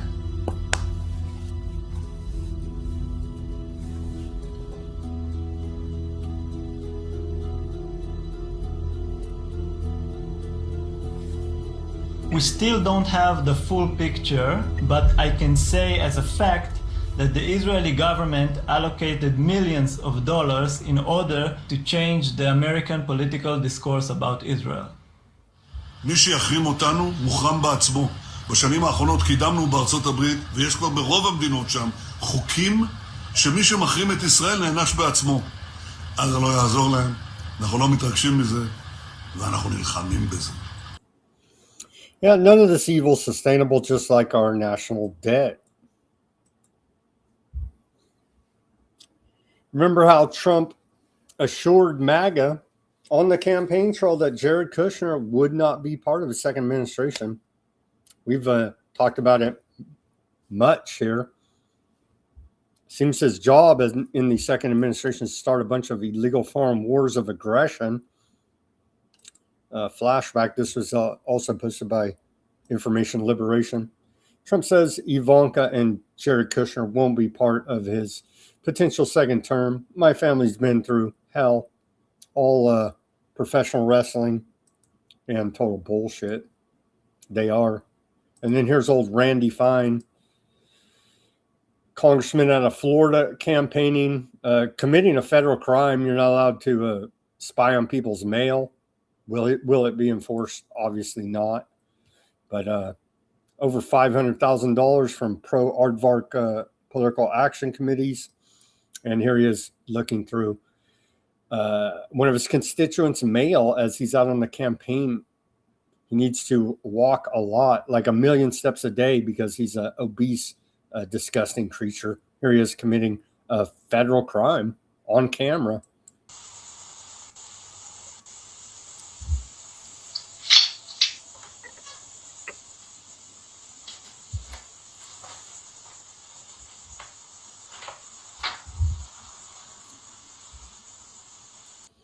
Is looking a crime? Maybe not. I guess he would have to actually steal it, but still highly inappropriate. You don't go to people's house, start looking through their mail. There's no bounds because there's no accountability for this evil, so they know no limits. Aardvark land bombs Syrian military base as U.S. praises Damascus's de-escalatory stance policy toward Tel Aviv. It almost got real ugly with Turkey potentially getting involved here. Aardvark land launched a new wave of strikes earlier today against Syria, despite no threat being posed to it by the extremist-led authorities in Damascus, which fought against Tel Aviv's adversaries for years. The new Aardvark land strikes hit the Abdul al-Duhar military base in the countryside of the northern city of Idlib earlier today. Syria's foreign ministry released a statement condemning the attack. It describes Aardvark land strikes as an unjustified act of aggression and a dangerous escalation threatening regional security and stability.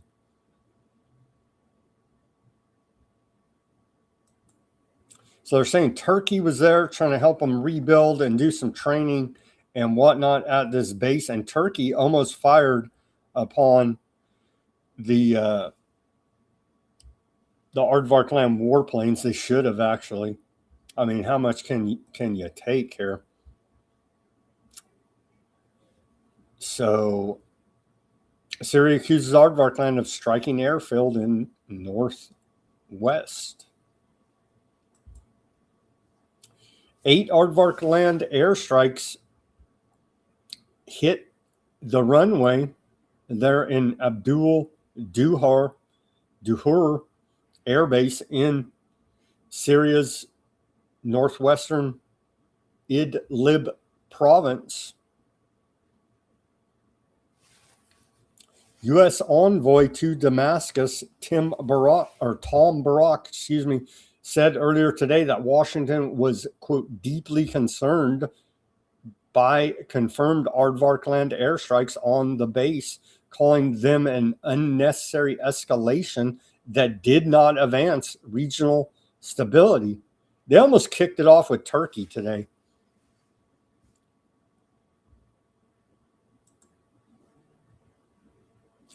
They almost got whacked by Turkey, and that would have started freaking probably World War III. Who knows with these maniacs? Something's going to give here now.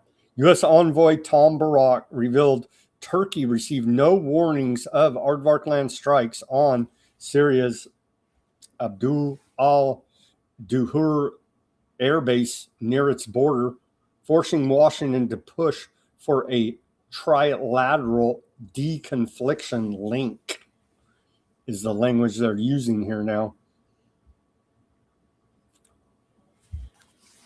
Milei Bibi Netanyahu's office said Aardvarkland and Syria agreed to a status quo in security matters, which Syria was on the verge of breaching by permitting Turkish troops to deploy at an airbase near Aleppo.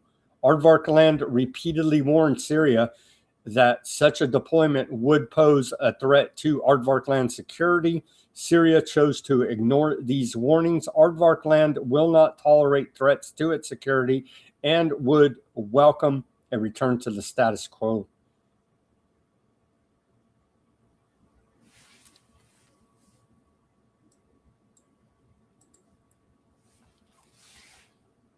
A Sydney, Australia library removed the book How to Sell a Genocide, which critiques U.S. media coverage of Gaza, and a complaint reportedly from a Bondi Beach terror attack survivor who found it distressing on the new releases bookshelf at the library.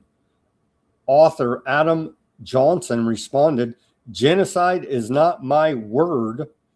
It is the overwhelming consensus of the human rights world.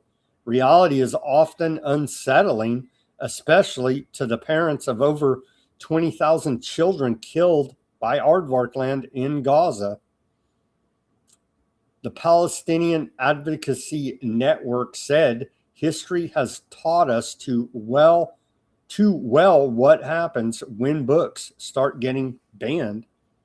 Call me crazy, but these Zionists act just like freaking the dreaded Nazis. They're acting just like it. They're numbering their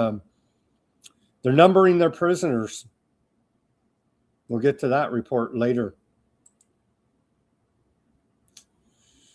Aardvarkland Finance Minister Smotrich said God speaks to us through the Torah and tells us how to act, how to manage the state of Aardvarkland. Their God's pure evil. If he's saying their God is telling them how to act. Smotrich went on to say about Trump's peace plan, Palestinian Authority supports terrorism. We do not sacrifice our lives and pay such a price for 3 years just to trade one donkey for another and hand Gaza over now to another enemy. They're never giving any of it up. There is no two-state solution. They're taking all of that land for the greater Aardvarkland project. They're taking Syria. They're taking Gaza. They're taking the occupied West Bank.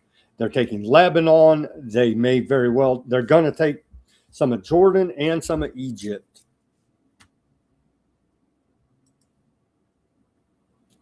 On to Houthis now. Ansarallah claims drone attack on Aramco refinery in Saudi Arabia. Yemen's Ansarallah targeted the oil refinery on Saudi Arabia's southern Red Sea coast earlier today, according to Sabah news agency. Ansarallah targeted the oil refinery in Jazan with a number of drones in response to airspace violations over the governates of Sada and Hajjah in Yemen. So war going on there now as well. Saudi-backed Yemeni army strikes Ansarallah's positions in Al-Jawf. Saudi Arabia-backed Aden government Yemeni army carried out strikes against Ansarallah positions in the northern governorate of Al-Jauf. Footage released by the army showed attacks targeting Ansarallah fighters and fortifications in the region. The army also said earlier today that it had targeted Ansarallah vehicles and transport trucks.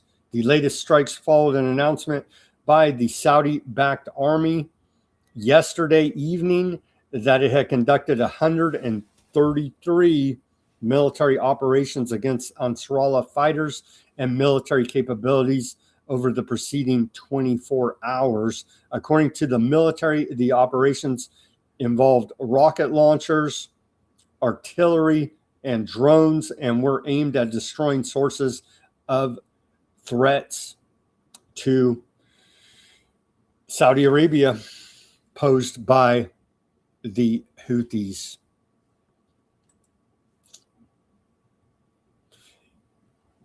We're also looking at a potential civil war kicking off in Iraq. Now, as Iraq government has promised they're going to disarm Iranian proxy Hezbollah militias operating inside Iraq. They're going to disarm them. Iraq's Kat Abid Hezbollah has warned Prime Minister Ali al-Zayed that its patience is running out regarding ongoing security raids targeting the families of resistance fighters and the wounded, threatening retaliation if the operations continue under U.S. supervision, according to 964 Plus News. They're looking at trying to stir up a civil war there in Iraq, trying to disarm, again, these Iranian proxy militia groups, i.e. spin-off Hezbollah groups operating in Iraq. Courtney Bonanu, war correspondent reporting there from Lebanon, says, let's not forget that Aardvark Land hunts children and kills them for sport. Referring to a post she made on May 9th, says, update, the 12-year-old girl I mentioned in this story who was hunted down by an Aardvark Land drone has died from her injuries. Reminder, Aardvark Land hunts down children and kills them for sport. Who would claim them as your greatest ally and want anything to do with these maniacs? Well, the U.S. government. Aardvark Land artillery shelled the western outskirts there of Mahul in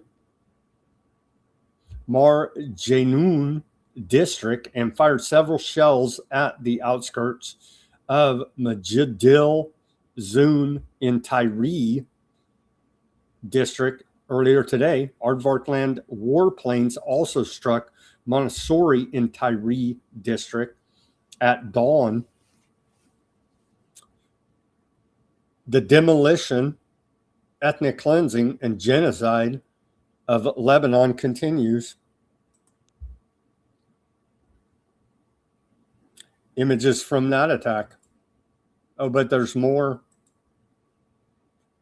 Aardvark Land occupation forces carry out combing operations near residential homes in Hadatha in southern Lebanon and in Adi al-Jabil.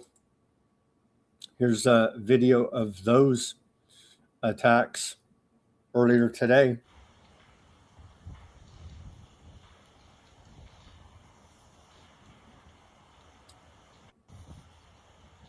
It's off in the distance. There you go. Another one.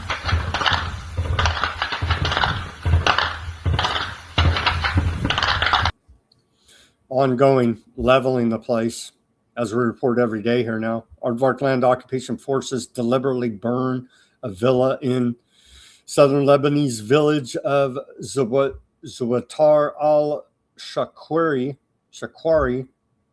Aardvark Land occupation forces have targeted and burned hundreds of homes in Southern Lebanon in the last few weeks. Here's the latest earlier today.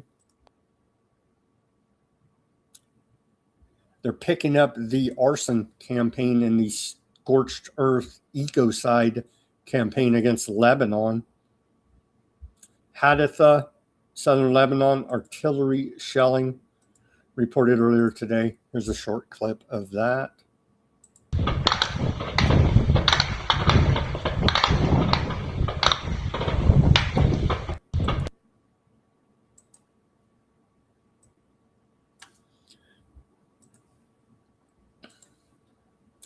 Only 3% of Gaza's cropland remains usable, the UN reports.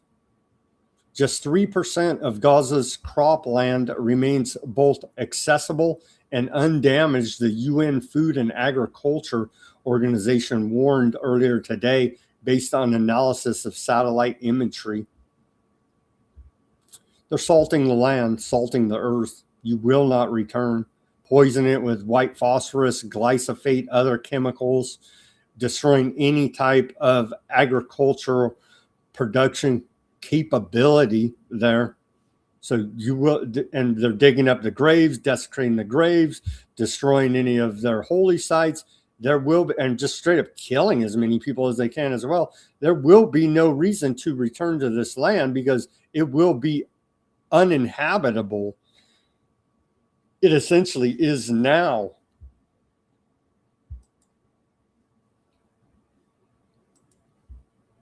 Aardvark Land spent over $140 billion over the last 3 years to finance genocide of Palestinians in Gaza. Aardvark Land expects military spending to exceed $500 billion in the next decade. That's a report out of Aardvark newspaper, Haaretz. I'm sure we'll prop them up with some more funding here from America. Another Palestinian child dies due to Aardvark Land's deliberately imposed hunger crisis in Gaza. Since the beginning of the siege, Aardvark Land has allowed in only 35.3% of minimal agreed to aid deliveries.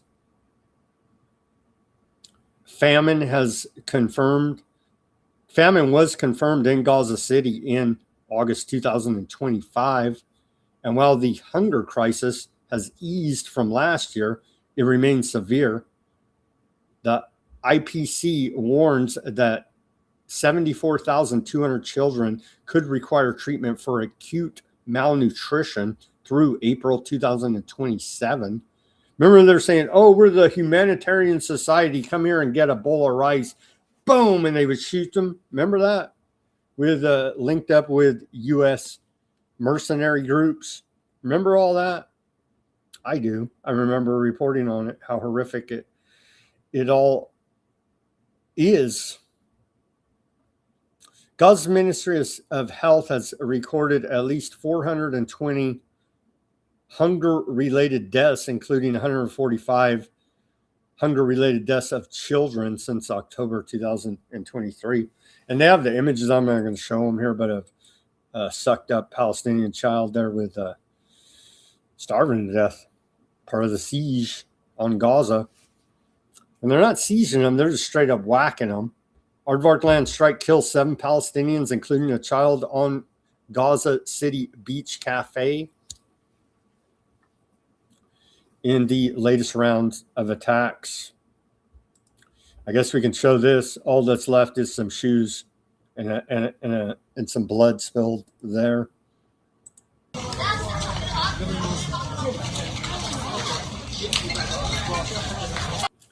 Yeah, we'll leave it there. It's ongoing. The strike comes after a 4-hour meeting between Kushner, who Trump promised would not be part of his administration, another lie from Trump, after Kushner met up with Milei Bibi Netanyahu.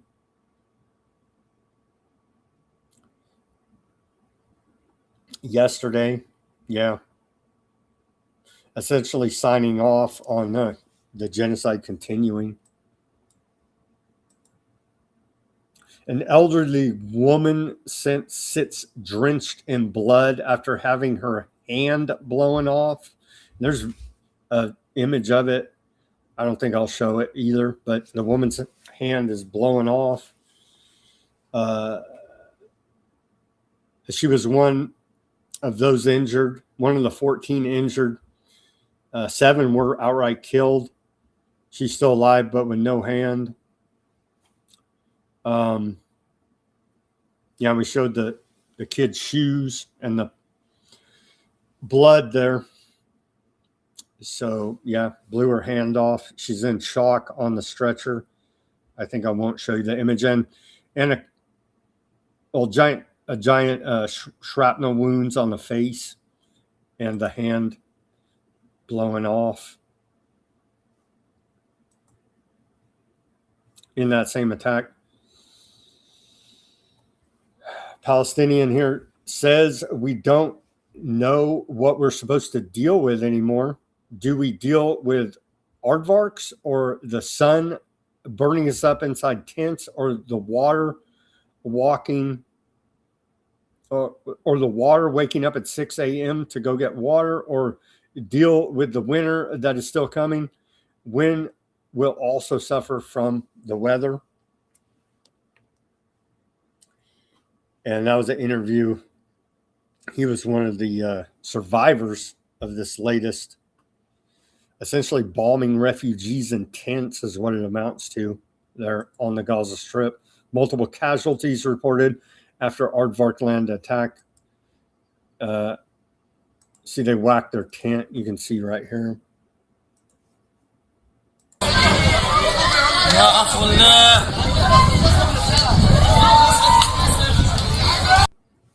So every time there's a meeting with the peace board and aardvark land, they do a hit job. It's like clockwork. Oh, they're going to have a peace meeting? You could count on them doing a big hit job. Should bet on that on your prediction markets. I bet you win 100% of the time. Not saying do that. I'm just saying, making that point. It's a continuing trend we're noticing. Every time a peace talk is going to happen, they do a big hit job. Yeah, just more about it. Kids there. They killed kids who were refugees living in tents. Final section of the show, the occupied West Bank. Here's the video. They're marking them up. Remember the famous IBM tattoos to count up the concentration camp prisoners there in World War II? Well, they're doing the same thing now to Palestinians there in the occupied West Bank. Here's the video. Dude has the 44. I've seen it written on their forearm, on their foreheads. Never again, they tell us. Well, they're doing this damn same thing the Nazis did. انقباضي أسير محرر للمرة الرابعة. روحت قبل 10 أيام واليوم كانت قوات الاحتلال باقتحام البلدة. There's another video, again, with it on their forearms. Aardvark land military admits occupation soldiers wrote identification numbers in marker on foreheads and forearms of detained Palestinians.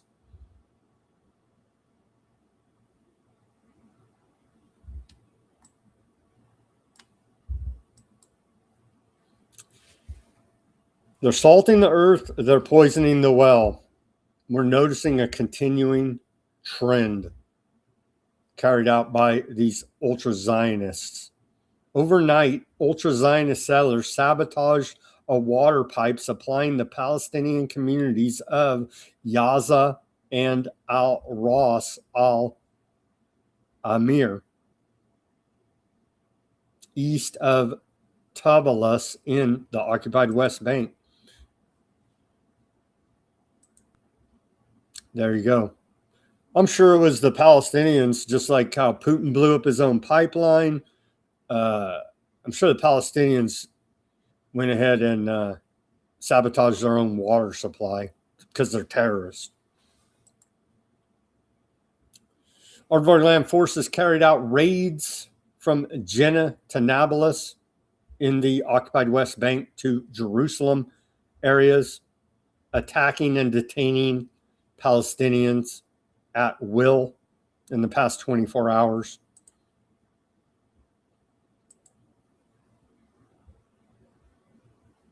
And they just go through detailing more in this report about it. Aardvark land forces arrest a child, doctor, and young man in occupied West Bank raids. Aardvark forces arrested 15-year-old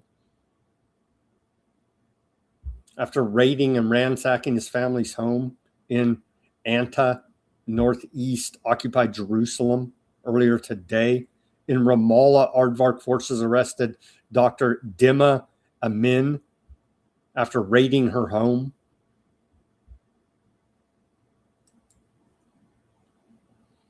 Aardvark land forces demolish homes belonging to Palestinian resident in Yasser Ab Shahara. Here's video of that with some bulldozers going in there.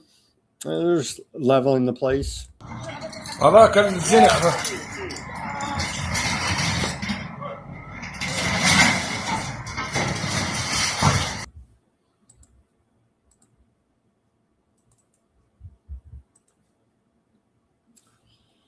Aardvark land settlers protected by IDF set fire to Palestinian-owned land in Al-Shua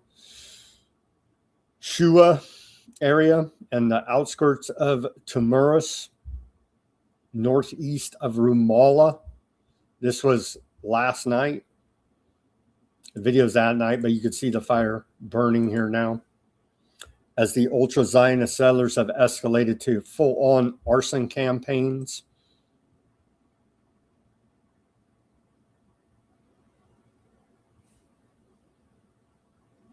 Along with the rest of their terrorism.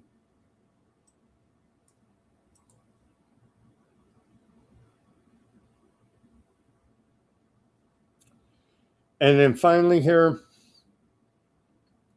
we're getting close because they're getting more bold, more bold. You can see in their attacks.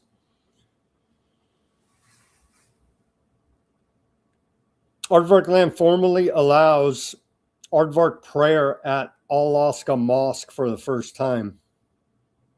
They're trying to provoke these Muslims to make a move to do World War III type invasion to kick the whole thing off, man. They want to kick it off. They go into Jordan. They're terrorists there in Jordan too. The whole same routine to take more land, to keep this whole thing going, to fulfill their evil prophecies, you see. Aardvark land authorities formally permitted Aardvark prayer inside Al-Aqsa Mosque for the first time, marking an unprecedented change to the decades-old status quo governing the occupied East Jerusalem holy site. It's their third highest holy site, right? Middle East Eye reported Aardvark land police on Sunday allowed ultra-Zionist settlers entering the compound to carry Aardvark prayer books and conduct organized group Talmudic satanic prayers. I added that part. The report didn't say that. While Aardvark ultra-Zionist settlers have previously prayed at the site, often with police allowing it, such practices had not been formally authorized under the internationally recognized status quo. The entire 144 Duma Al-Aqsa compound is exclusively Islamic holy site administered by the Jerusalem Islamic Waqf.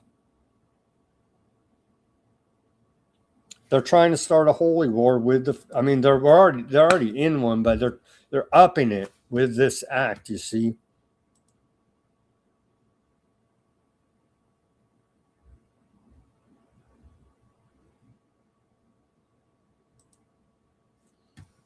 So any responsible, sane person cannot stand with this. We have a lot of religious fanatics apparently setting our policy and implementing U.S. national security. It's trying to bring about the end of times, the end of days, the apocalypse. They certainly are lifting the veil. They certainly are lifting the veil. So we'll give them that. That's all the reporting I got for today. Let's check out latest headlines. As per usual, of Iran International, have they done heavy kinetic action against Iran since we've been on the air? UAE says it halted all trade with Iran after new ballistic missile launches. We covered that. Iran denies or said it was an accident, that they did not mean to. Or another report I saw is they didn't even do it. Anyway, they say no harm, no foul, UAE is what Iran has said. From the reports I was reading earlier today in that incident, little Marco Rubio, Secretary of State, UAE National Security Advisor, discuss Iran attacks. They're playing it up like it was an Iran attack. Iran says it was no harm, no foul. So we'll see how that plays out. Iran they take credit for their attacks, right? I mean, anyway, maybe it's a new game they're playing. Trump shifts Iran's strategy to hammer and strangle over time. We covered that. France's hostile approach will backfire, Iran Parliamentary Secretary Chief says. That's old Gollyboff dude, I believe. Iran approves new mechanism to diversify crude oil exports. Iran officials say country will not yield to pressure or threats. And we went over all the details of those statements coming out of Iranian officials earlier today at the beginning of the show. All right, finally here now, headlines out of Al Jazeera. Trump denies talks with Iran. Tehran claims U.S. begging for negotiation. That's hilarious. Both sides, right? It's a Spider-Man meme again. Both sides say, yeah, we're not talking to you. And both sides say the other side's begging to talk to them. It's just completely in it. It's like children, but it's extremely serious here now. With millions of lives in the balance and our freaking both countries' foreign policies, diplomacy acts like the Spider-Man meme. It's a sad state of affairs, honestly, here now we've devolved into. What's been happening in the occupied West Bank? We covered a little bit of that. Terror campaign by ultra-Zionist settlers trying to kick off the, second coming, the whole rest of the routine, as we've gone over in great detail here. All right, friends, let's wrap up this Tuesday edition of Weaponized News. Thank you, everybody, for tuning in with me. We kept it to 2 hours, 15 minutes. Not bad. I believe the audio was good today. Don't keep your phone by the microphone, I learned. Let's go to Odysee. And again, it takes like 5 clicks for me to get through to the actual live stream on the Odysee. But I love Odysee. They're the only ones that kept us afloat during the bat time bans. So I do love Odysee. Shout out to Pink on the Odysee. Fat Bob Huffman. 2 million. It should be 6 million. Fat Bob says. Publish a list of who employs and houses all illegals. Pink Vegas says, boom, boom, boom. Right? Couldn't have that for national security. Obama just liked hot dogs and pizza better than Trump. Fat Bob says, indeed. Huffman says, if having no ammo was true, we wouldn't be hearing about it. Just hype to sell more missiles, more military industrial complex hype. Yeah, may very well be part of it. I've had cameras at my rear end. It's called a Colossus. I know, Fat Bob. I know. That's why I say it. That's why I say it. But you get the reference, right? Well, it's like gone too far. The surveillance, literally, cameras up our rear end. But a colonoscopy, you get it. Oh my gosh.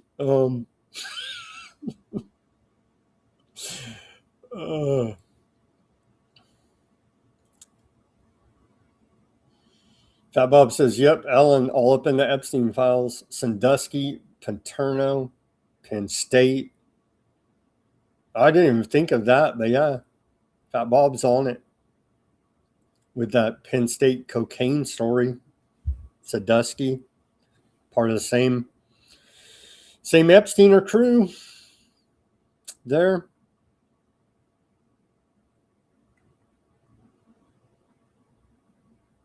Youthful hijinks, nothing more. Oh, man. 5 pounds? They said that one guy bought 5 pounds. How much were they moving? It moves beyond youthful hijinks when you're moving a bunch of pounds of cocaine. You know what I mean? That goes beyond a freaking dime bag or whatever, snorting a line or whatever. They're moving like major weight of cocaine. But I hear you. Biodiesel might be the way forward for regular consumers, Huffman says. Diesel, man. I think I'm glad I bought stored food provisions. Crappy as me too, Fat Bob. Me too. I got like your old freaking army rations, right? But hey, something is better than nothing, than eating your neighbors, right? Vol, shout out to Vol on the test over there. Bubble Boy Rubio. Bubble Boy Rubio. It was rumored little Marco Rubio was having man-on-man relations there at bubble parties. I have a soft spot for Putin for telling Tucker off, Pink says. I remember that. That was, at the time, that was a great interview by Tucker. But yeah, we covered it here. Simon covered it deep dive on it.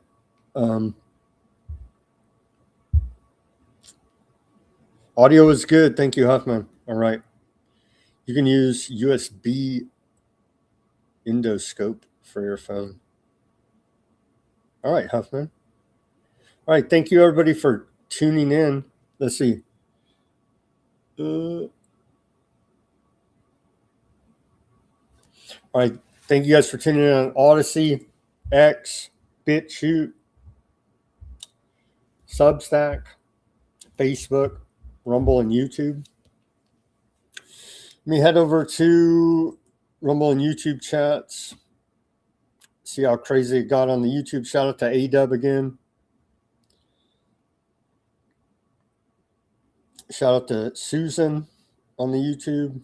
Strong on the Rumble. Orange Moron controlled by Zog, Jody says.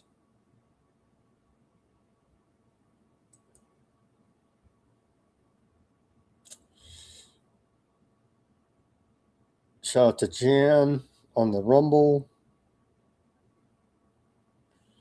Did you see that Cheeto is getting sued for breaking the Constitution? I think we did read that report, yeah, about his early access to his True Social, yeah. We did report that. Shout out to Bardo on the Rumble. Yep, the Lie House.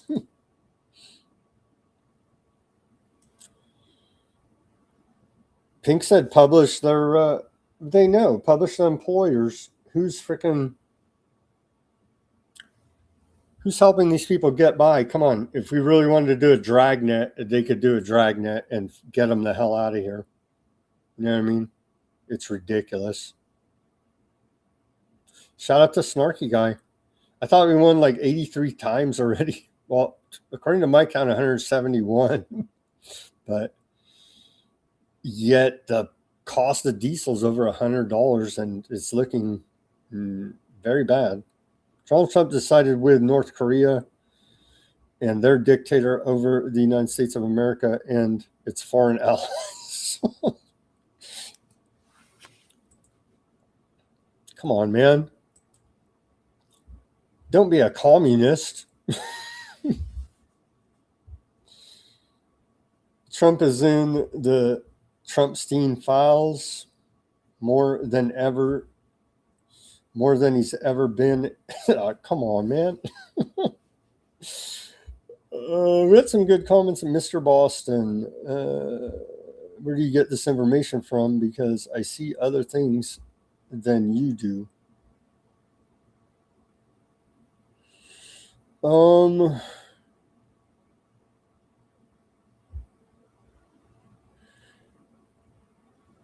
Yeah, I don't know who they were talking to. So, conversations. Well, shout out to you, Mr. Boston. Thank you for tuning in. On the YouTube, Pebble, finally all these needs realizing you pervert still talking about files. LEP. Still talking about files because it's not just Epstein. It's a giant network where it keeps getting uncovered that this is what intelligence agencies are using to control the world, essentially. It's not only about the sex trafficking, it's the spying, the trafficking of information, of contraband. It's about all things vice, illegal, they're into doing, you see. And it's the same network that Epstein was part of. He was a big, whatever you call it, captain or whatever in the big global mafia system, but it's a window into it, is why we can never stop reporting on it.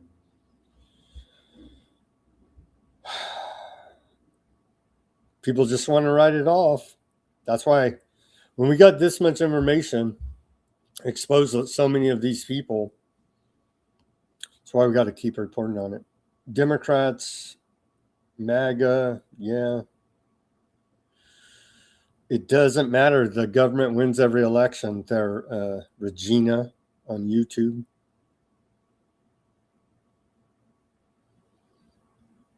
MAGA's witchcraft, Oliver says. Yeah. Trump is a master marketer. He's a dark occultist. He is casting spells. Better believe that.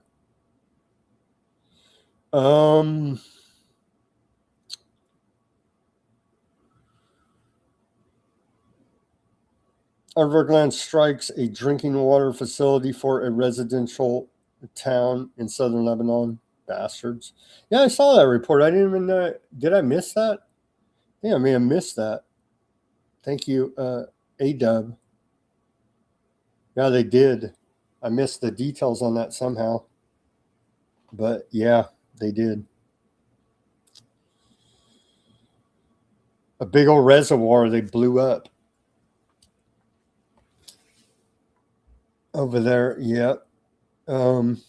God will soon destroy the synagogue of Satan. Rothschilds, Bibbies, and Trumps are all bad. Huh.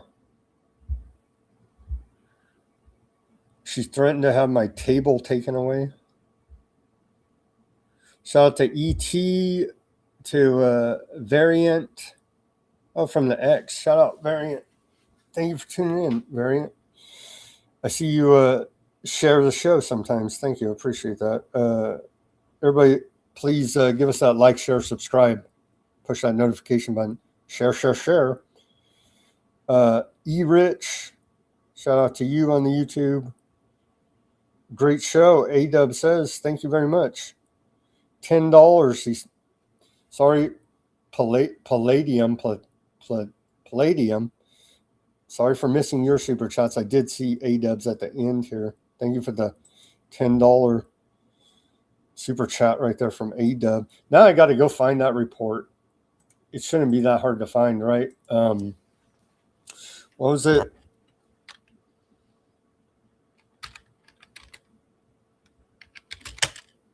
Aardvarks blow up reservoir. And they're like, which one? Which time? How many? You can't even do it in a regular search engine. Blow up Southern Lebanon reservoir. Which one? How many times? Yeah, it hasn't even hit the mainstream here.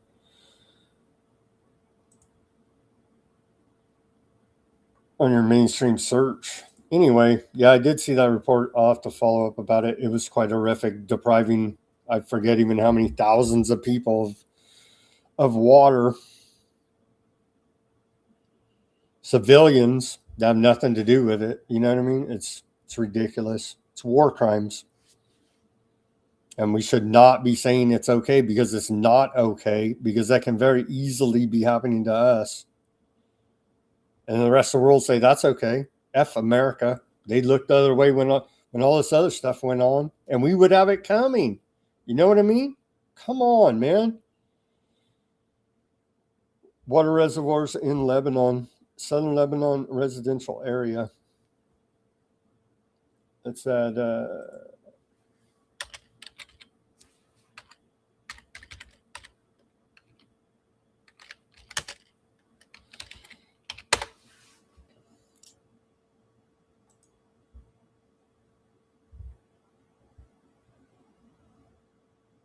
I got one from August 7th. Like, which time? You know what I mean? There's so many. Let's see, most recent. Yeah, I got to get out of here, though. Waiting on Musk to come up with an electric boat. How much a customized toaster is mine? Huh. Yeah, Pop going as planned. My wife's father is from Lebanon. It pisses me off. I hear you, A-Dub. Pisses me off too, because they're going to use all that against us. We can't back it. It's ridiculous. Because if that was happening to us, we would want somebody speaking out and saying that's wrong, evil, it needs to stop. We need peace. You know what I mean? Because that can very well be happening to us here. All right, friends. All right, A-Dub, thank you for the $10 super chat there. I will find that story and report more on it tomorrow. With that, as always, everybody do your own research. Peace, love, and freedom. Speak out and take action. Have a great rest of your Tuesday evening. And we're back here on Wednesday for more Weaponized News. Let's